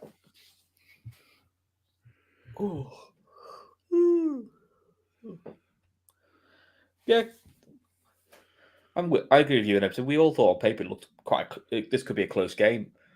But you've got to be fair, Portugal have just been really clinical and they've pressed really well. Yeah. They've blocked the space off and they've given Switzerland nothing. They've worked really hard off the ball. And what they've done is they've starved Shaqiri and Xhaka off the ball, which is the 2 key players. And they've frustrated Mbolo to the point where he's just clattering people now. Mm-hmm. Yeah, you had a good start to a lively start to the game, but you could just see the frustration now. Chris Golding saying his WhatsApp's lit up with England fans sending pictures of Mbappe missing training with a rumored ankle injury. I have absolutely no doubt he'll be fine for Saturday. He'll be absolutely fine. But hopefully we will be here on Saturday night. So, I will be because I'll be in the pub, not watching the England game. I'll just be I'm out with friends. Yeah, it just so happens the pub will have the game on, and the place will erupt if England go through. Mm-hmm. So either it's win-win either way, like. Yeah. Here's Shaq. Ooh, looking for a nice ball into Mbolo, and it's gone out for a corner. It's not quite the same ring as Pepe. No, it's not. Pepe is the one. Pepe works much better. Mbolo just It's good play by William Carvalho, to be fair. MC wants to know why did Enrique let bums take pens? I'm assuming they're the lads who fancied it. I mean, Busquets has taken a few pens. I feel like Busquets has taken pens in penalty shootouts before. Yeah, here comes the corner again, and it's cleared this time. Back in and safe for the keeper on his chest. I was watching the penalty shootout, and the thing is, I got this thing, okay? If you're a right-footed penalty taker, when you plant your left foot, the direction that your left foot is pointing at is where the ball is going to go. So if you picture yourself trying to shoot to the keeper's right as you're looking at him, you're planting your left foot at about 10 p.m. on the clock. Mm-hmm. And if you're a good enough keeper and the run is slow enough, you'll see the planted foot and you'll dive that way. And if the run is slow, you can't generate enough power, and it gives the keeper a chance. It's the same if you're going the other way. You close your stance and you go off to the other side. But I mean, look at the players they had on the pitch, who could have took them. I think Solid tends to take penalties there, but you could have. Morata definitely could have took a penalty. Nico Williams could have took a penalty. No, he was gone off. Nico Williams had been subbed off. Cross comes in, cleared by Pepe. He'd gone off for Sarabia. Sarabia was brought on to take a pen. Oh, sorry, I've got the wrong way around. I can't afford to pay cut MC. But no, that's the way keepers, the top keepers will look for where the planting foot is. We say that as a joke. And make a decision. I'm pretty certain John Oxbeg's only got 1 year left in his contract, I think flashed up a while ago. I'm sure he said John Oxbeg's contract's until 2023 or 2024. So we could be looking at a new goalkeeping coach. We've got a new everything else. You may as well go with the whole hog, haven't you? Well, apparently we're looking for a new head of fitness as well. That's one thing that I am worried about is the amount of changes at the club. Forget about the ownership and stuff. That's by the by. That doesn't matter to an extent. But it's a lot of long-term people because a lot of these people have been there 8 to 10 years, haven't they? Yeah. Sometimes it's not bad to clear, fresh ideas, but it's something that you want to manage and you want to do it phased. You'd probably like that a bit more gradual, wouldn't you? Yeah, but at the same time, like the guy that's gone to Rangers, that's promotion. Yeah, because he's doing the academy at the moment, so he's going to be there first. He goes, so you sort of get that. You sort of don't feel like being as It's not like it's not directly first team that's replacing. Yeah, so you'll never stand in the way of people who are forward up, and he still looks horrifically annoyed. Promotions. Forward up, the Portugal coach still looks horrifically annoyed. Jean Laurent has shot Mbappe rumours down, by the way. In any case, Walker is the answer if you listen to some England pundits. Yeah, they think because of his pace, that's what they're saying, isn't it? He's probably England's quickest. I can see England go to a back five. Whether we agree with it or not, I think that's what will happen. I think the thing is, both managers are instinctively conservative, and it's you can see a back five because then you tell Shaw and Trippier to push up on Mbappe and Dembele. Then you've got someone to cover behind them, but it takes an awful lot away then from your attack. It does massively. It really, really does, because you do get pushed into a back five, and France have the ability. Oh, that's late. By Carvalho. Yeah, France have the ability to just stretch a midfield three and play the game wide in front of them and really isolate your wing backs, draw your centre backs out. I think it's counterproductive, and it's alien to a lot of the players that are playing. I don't think that's the way they should go. I think gone out for another corner. Whether he does back four or back five, I think whatever he does, he'll get criticised for not doing the other one. Of course he will. But, you're a manager, you live and die by your decisions. Oh, Shaq, come on, son. Better than that. No, you have to be doing more than that, man. That's bad. But I think, look, I don't see many changes from the way England and France have both lined up. But it's just a case of I think the decision the French have to make is Griezmann. Is Okafor coming on now?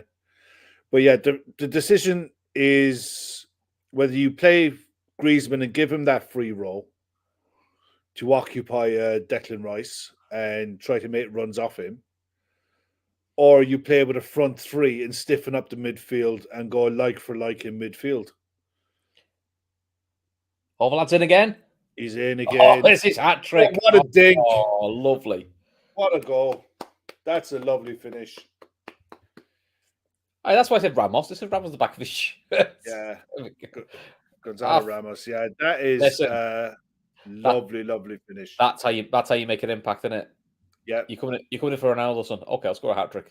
Fair enough. L1 dink finish. Love it. Really nice goal. Really nice goal. Well worked. 5-1. Didn't see this one coming. No, definitely not.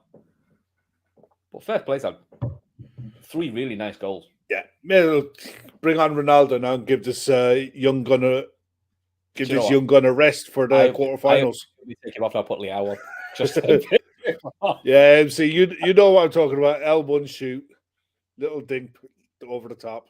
That's a FIFA reference, I'm assuming. It is, yeah. It is literally, this is a proper FIFA goal. You see the keeper rushing out to you, and you just dink it over him as he's coming. There you go. Whoopsie. Have that. Lovely goal.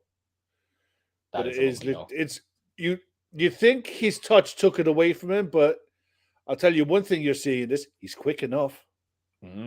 He's quick enough, isn't he?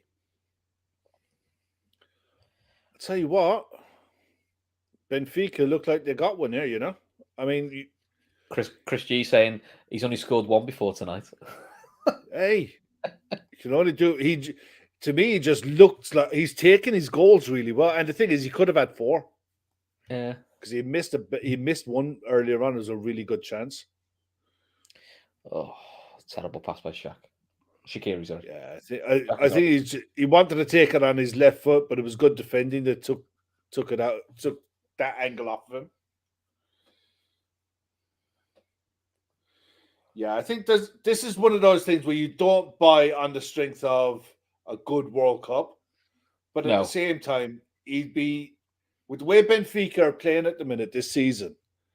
It'll be interesting to see how he goes in the second half of the season on the back of having a good World Cup.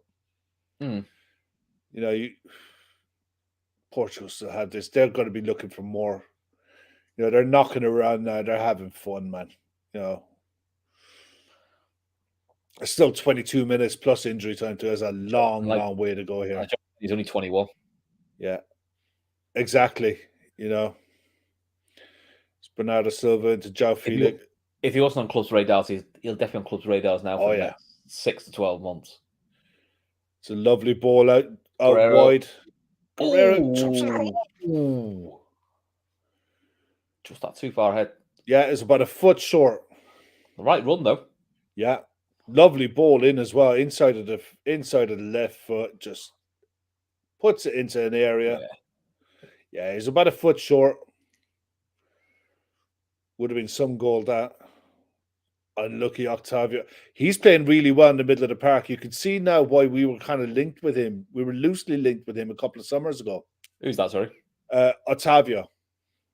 Yeah. He's playing as a centre mid. You could picture him in a Klopp side as an 8. You know, he gets around the pitch and he's into tackles. He's doing well. I mean, we're linked to. I think we're linked to every for the last 2 years. I think we've been linked to every midfielder going. Yeah, true. But he looks tasty, you know. Yeah, Porto, isn't he? Yeah. I mean, we do like former Brazilian as well. He was Brazilian, you know, Brazilian national, and we do like Embolo out to Zakaria. Corner. Out for a corner. He hasn't settled at all at Chelsea, has he, Dennis Zakaria? Barely got a kick, hasn't he? And then he's not held by a new manager. Manager obviously just doesn't fancy him. Simple as, and you get that. At times. He could be the new Saul. Yeah, again, same club. Again, Saul Niguez, you know, someone I thought would do well in England. Didn't work out for him at all at Chelsea. No. Cross comes in. Corner comes in. Okay, deep and deep. Oh, God, That's awful. that's FIFA when you press shoot instead of cross. That's when you keep the cross button pressed for too long, and it just goes high, wide, and handsome. Yeah, I think I wouldn't call it the worst corner in the world. Say hello to Iago Aspas. The poor guy will never live it down, but in all fairness... Okay, I was having a nice day, and now you're ruining it for me by bringing Iago Aspas to corner. Yeah, that's another one as well, MC. The Chelsea number 9 curse. I mean, for all of the stuff that they've done right over the years, they've had some horrendous luck trying to sign number 9s. I mean, Diego Costa and Drogba aside, and they're more target men orientated, big, strong, and powerful centre forward. And they signed 9s with pedigree, Shevchenko. Kesman had a good Kesman had a very good reputation. Crespo. Hernan Crespo, yeah. Fernando Torres. Lukaku, yeah. These aren't, Timo Werner. Lukaku again. Yeah, Timo Werner. Exactly. All these players that they've spent good money on, like. And it's not when you signed anything, you went, God, he looks shite, doesn't he? What you signed him for. Or they're looking to sign in as a gamble. That's a nice ball. Ref's giving a foul. He's Morata, yeah, good shout. Giroud. Mm-hmm. Giroud, Giroud did okay for him, actually, because he helped them. Giroud did well. Here he comes. But he was always Giroud was always seen as a backup striker, wasn't he? He was seen as the main number 9. Talking about backup strikers, Gonzalo Ramos is coming off. Oh, look, quick, give him his captain's armband, or he'll be fuming. Yeah, he won't. He would not be impressed. Well, Octavio coming off, and João Felix coming off as well. Yeah, so Ramos, first player to score a hat-trick at the FIFA World Cup start. There you go. Well, not a bad start, is it? Ramos is the first player to score a hat-trick on his first start in the FIFA World Cup since Klose for Germany in 2002. I'll tell you what, he goes on to have half the career that Klose had. It's all right. It's not bad. It won't be bad. Well, Ricardo Horta coming on, Vitinha and Ronaldo coming on. Vitinha's a good player. Yeah, his move to PSG has actually really worked out well for him. He's doing really well there. Yeah, Horta coming on is one to watch for sure. He's I like him. I like him, Ricardo Horta. Yeah, he's coming for João Felix, and then good player. Sofya's got off as well. There's lads going. You should start me all the time, boss. It's well easy this international football. I know. He just looks so chill, doesn't he? Fucking smile, mate. You're 5-1 up. Smile. Looks demonstrative face I've ever seen. Zed, you're right. He definitely does have a rested, unhappy face. He just doesn't look a happy chappy at all.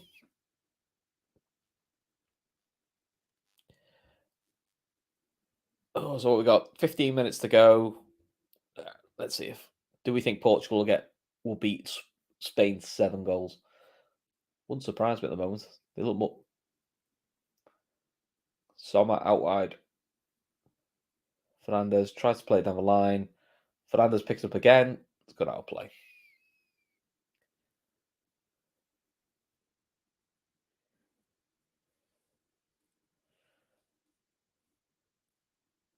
Okay. Oh, that looks a foul. Yeah. Free kick on foul and bowler by Carvalho. Oh, gift give it away.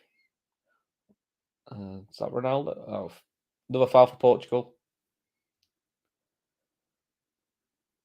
Free kick from fairly wide out.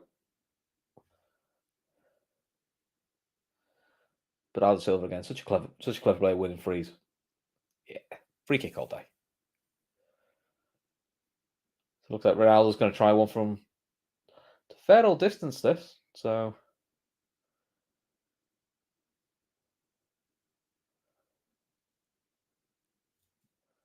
Let's see Ronaldo now. Let's see if he actually puts this in.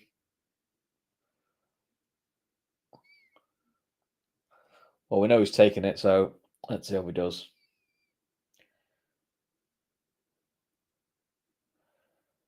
Okay.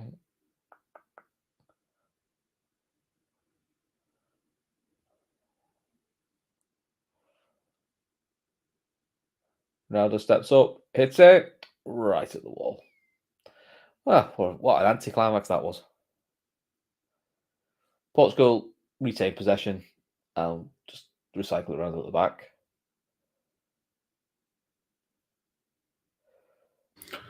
All right, mate. Sorry about that. What did I miss? Free kick from a fair away. Ronaldo stepped up, big huffs, big puffs, blasted into the wall. Of course he did. He's good like that. So it's a bit of an anticlimax, really. Well won. Well won back by Pepe as well. Bruno Fernandes. You got to. He's played well today. So is Bernardo Silva as well. Yeah, I mean, the thing is, they're the two big players, you know, and they both played very well. Yeah, not the best back pass to the keeper though. No, definitely gave him something to think about.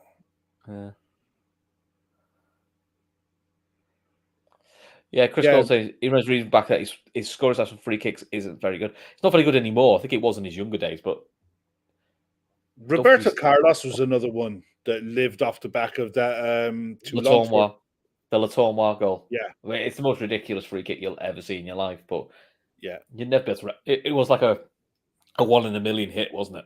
Yeah, I mean, for me, the best free kick taker in the Premier League is James Ward-Prowse. He's just got that technique that's so repeatable that from a certain range and a certain area of the pitch, he's always likely to get it on target. You know, whether he scores or not is a different matter, but you'll get it on target. In his last season, and both of them in the last season for Liverpool, Coutinho and Suarez, especially Suarez, in that 13-14 season, any free kick felt like a penalty. They were likely, weren't they? Yeah. And to be fair, Gerrard definitely developed that into his game. And look, give the devil Beckham was still one of the most accurate free kick takers, we'll say. So, did you see the clip that's going around social media today of David Beckham visiting the England camp and the conversation he was sat having with Trent? About I've seen something clipped up where people got really annoyed saying something like "keep doing what you're doing because you can cross" or something like that, and people getting really upset over it.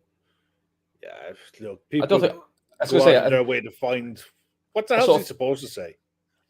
Because I think he's saying, like, I mean, what Trent could do crossing wise, I think Beckham's right. It'll get you a long way because he can create from nothing. Yeah. I mean, the thing is, further down the line is what happens with Trent as he gets that bit older and more experienced. You use this sort of situation to fire you on. But England play Saturday. There's 10 minutes to go. You get, you probably would throw Trent on just because you get a free kick 10 minutes to go. He's probably one of the best to find Harry Kane's head. Yeah. And the thing is, for me, if you're playing a back five, you start it. Yeah. I absolutely would start him 100%, but I just don't see how they play. I don't see how England change. Nice touch. That's nice for the centre back. Yeah. Channeling his inner Matip, going on a wander. Yeah. Gets it back. Again. Then remember there was a centre back and nearly give it away. Yeah. Shaq's kept hold of it. Nice ball to Mbolo. Overhead kick. Wide. Ooh. Oh. Nice technique, though. Nice technique, yeah. He got a good. Nice flick up. Yeah, love that. Nice invention. And maybe some goal to beat the keeper from the edge of the area with an overhead kick, like.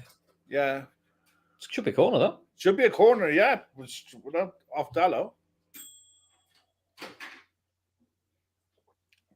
Yeah, Chris Gold's right. I bet Letiz's record was his record from free kicks must have been pretty high. I mean, Letizia was he did give the corner. Comes in, header over the top. From Granit Xhaka. I mean, Matt Letizia was a scorer of great goals, but he's also a big fish in a small pond who was afraid to take a risk and just liked being that star boy in a small team, in a small club. Mm. It was a waste of talent for me. He could have taken a gamble on his career and tried to go and win something. Instead, he just stayed at a club that massaged his ego. Got no time for him whatsoever, to be honest. I've got even less time for him now that he's finished playing. Yeah, Ruben Neves coming on now for Bernardo Silva. Not a bad sub to bring on, is it? No, he's all right. Yeah. Yeah. Matt saying I'm the same as Matt. I like this Portuguese kit as well. It's a nice kit. yeah. It's a bit of invention as well, a bit different. Yeah.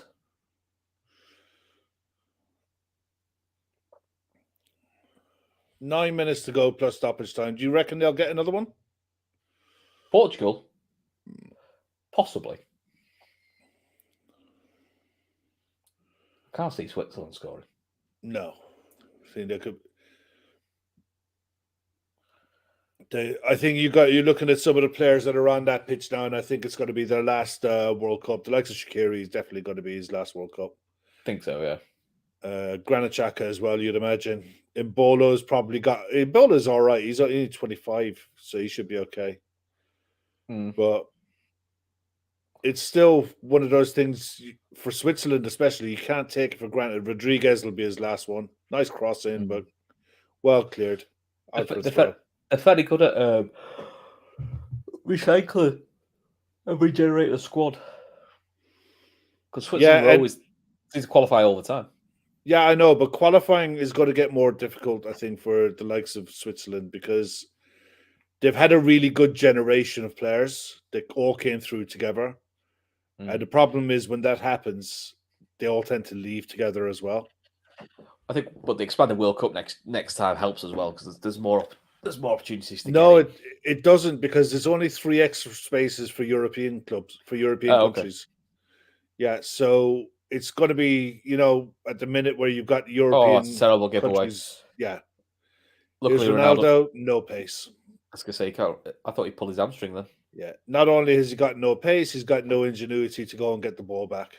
No willingness to chase and run after it. So that's for other people to do. Pure laziness.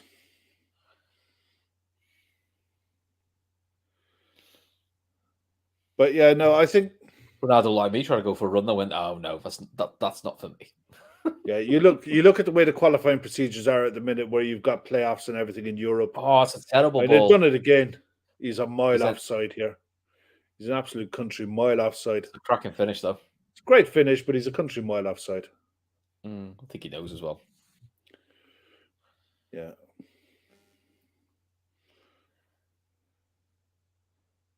Sorry, young one. I know.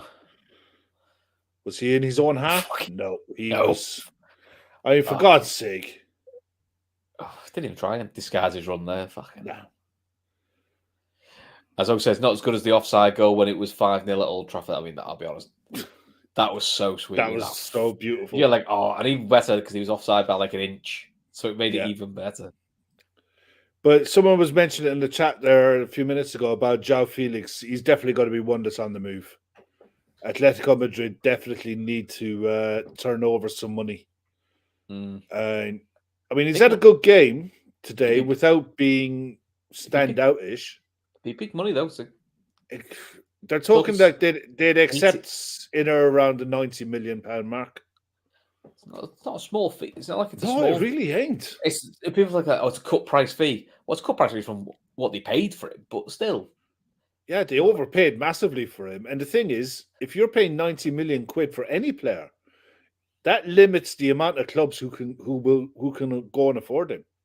Yeah, because I think they paid that much, probably hoping what people are hoping with Bellingham is, well, he'll be here for 6-7 years, so it doesn't matter. And it's not quite worked. But I think you look at the way that Atletico Madrid has structured these transfers, structured their contracts, is that the players get a guaranteed pay rise every year. No, that's why they try to get a soul for him. Yeah, exactly. And the problem they have is these players aren't producing, and they're all getting big contracts now. That's the risk with always with big contracts, isn't it? If it doesn't come off, some clubs can't afford to sort of eat the contract. Yeah, Red Steve, they're asking. He was doing good in Portugal, but you got to remember at the time, the Coutinho deal had just happened, I think, or was on the Neymar money was flowing about. That Neymar deal changed everything. Pushed a lot of things, that Neymar deal. And the other side of it is Vinicius Jr. had been signed by by Real Madrid for 46 million, as a young teenager. And because at the time, so I think something like that's a bit of a mad deal, isn't it? 40 odd million for a kid. You're looking now going, well, it's decent. I mean, if the reports believe, Liverpool bid. There's Ronaldo deflection. Liverpool bid. Liverpool apparently bid 30 million for Mbappe before he broke into the Monaco side. Yeah, I mean, look, every which way you look at it, it was an insane fee for someone who was never going to generate.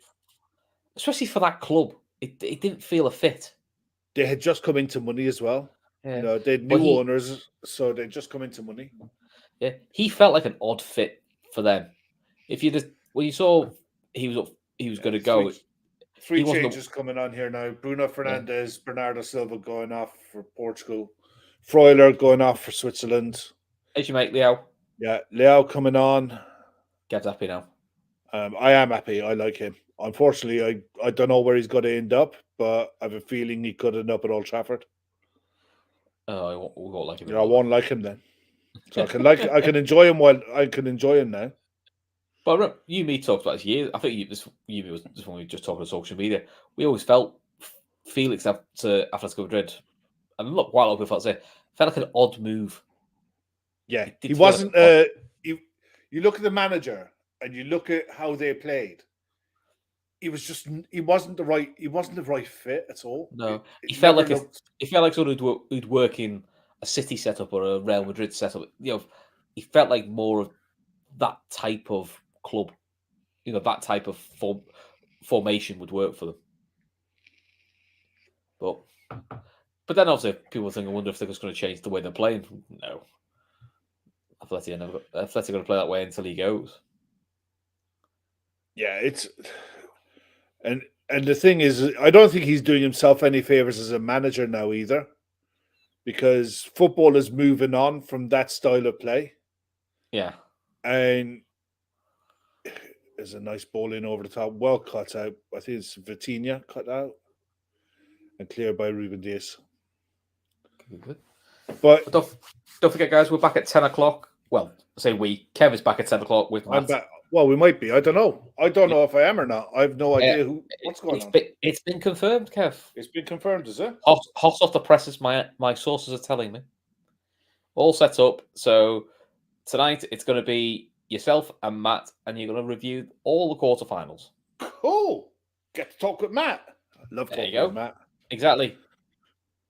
So you enjoy talking more with Matt than me. I know that. Wow. Don't be jealous. Embola's gone off. It's not very becoming. It's not very becoming, Christopher. I'm just telling you that. I'm just saying how it is. Remember when you come crying to me on a Friday night. Come on, Chris, you come to Watchalong with me. Nobody wants to talk to me on Friday night. Oh. Probably will be me and you Friday night. I won't doing the Watchalong. Friday could be an interesting game, but we'll get into the quarterfinals. Kev signed his new contract. Gav has him doing overtime. Yeah. Oh, yeah. The only thing I forgot in this contract negotiation was wages. We forgot to negotiate pay. Yeah. Maybe the only Kev negotiate was how many shows he had to do with me. So yeah, he lied about that too. Well, you haven't read my contract, Kev. Mine supersedes yours. It says I can have Kev all the time. Chris, HBO barbecue. I'm assuming that's my. Also looking for Ronaldo. I assume that's my sources for shows. Oh, yeah, it's Netherlands, Argentina, isn't it? Oh, yeah. I definitely won't do that as a watch. Definitely as a watch. That'll be a cracking game. That'd be a good game. Repeat for the 90. Now you look at all the quarterfinals, right? And bar Morocco, Spain, they've all.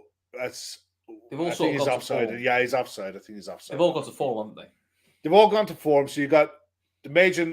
I think 7 of the 8 quarterfinalists are from the major nations. What you'd have expected. Morocco are the surprise package, but when you look at their squad and you look at the makeup of that starting 11, they're a really good team. And we picked that one out as being the one where you think, yeah, if anything's going to happen, it's going to be that one. And we were right. But I mean, Netherlands, Argentina, so not so as quarterfinals from 98.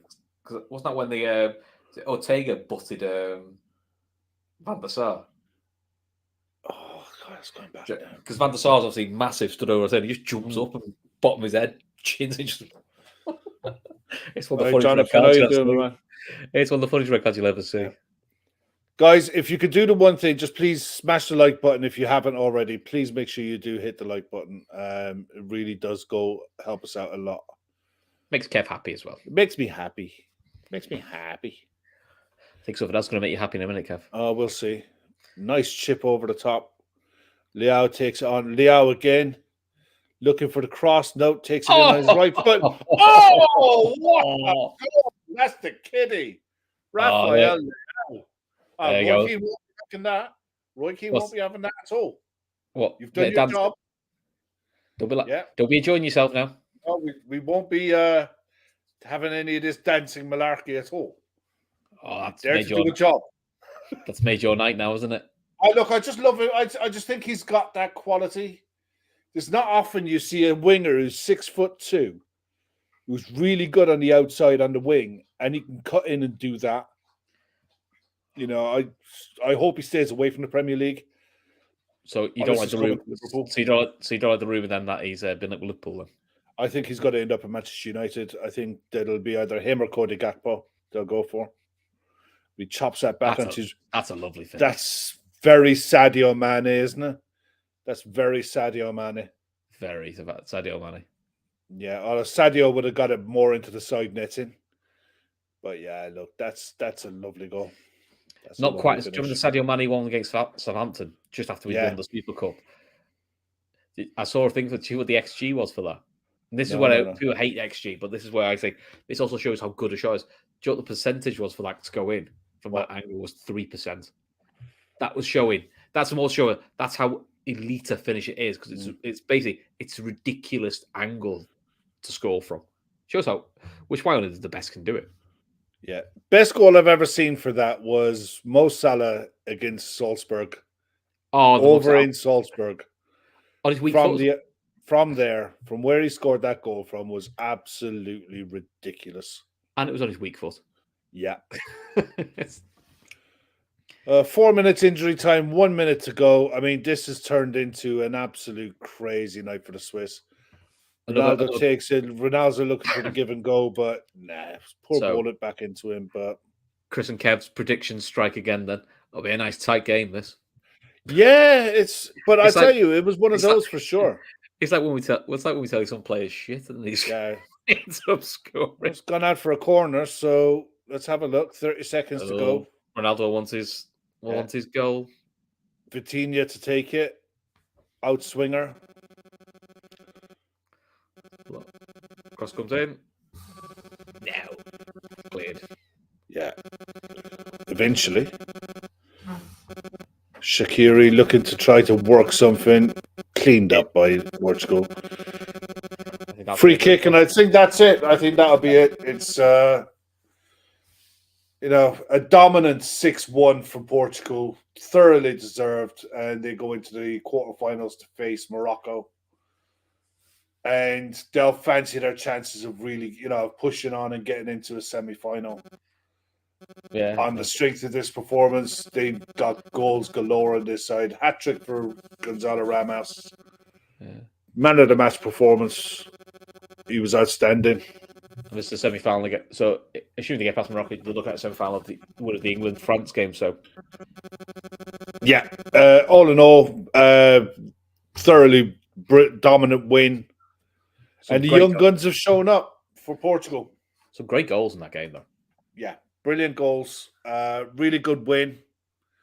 All in all, look, what you're going to do. You can only beat what's in front of you. Switzerland just never turned up. They were a shell of what they're capable of from what we've seen from them in this tournament. But thoroughly beaten. Yeah. And the end of the road for a few of those Swiss boys. Probably the last time we see Shaqiri now in the World Cup. And possibly in a Switzerland shirt. That could be the end of his international career. Could be. I can't see. Carl's Shaqiri now, is he 32? It's got to be at least, isn't he? But the quarterfinal lineup is set. You've got the Netherlands against Argentina, Croatia against Brazil, England against France, and Morocco versus Portugal. So all in all, some some quite entertaining games for us to watch there, Kev. Yeah, some crackers over the weekend. All starts on Friday night. Friday 3:00 and then Friday at 7:00. Yeah. So 2 games Friday, 2 games Saturday, and not many games left to go now. It's 1, 2, 3, 4, 5, 6, 7, 8 more games left in this World Cup. Aye. Cool. So listen, we're going to go now. I'm going to go and have a sleep. Going to go have a coffee. Gaz's going to have a coffee. He'll be back at 10:00 with Canadian maths. Just, mix it up. And you guys are going to do a bit of review of quarterfinals, which most of them are pretty decent. Couple of cracking games there. We'll get into all of them. And anything else that's happened Liverpool related for the day. And then keep an eye, just like, subscribe, keep an eye on social medias. I'm almost certain now Kevin and I will be back Friday night to do Argentina against Holland. And 100%. Then there is shows coming out tomorrow night and Thursday night as well. So there's going to be shows every night this week. There we go. All sorted. Right, until then, guys, thanks for watching, and we'll speak to you all very, very soon. Thanks for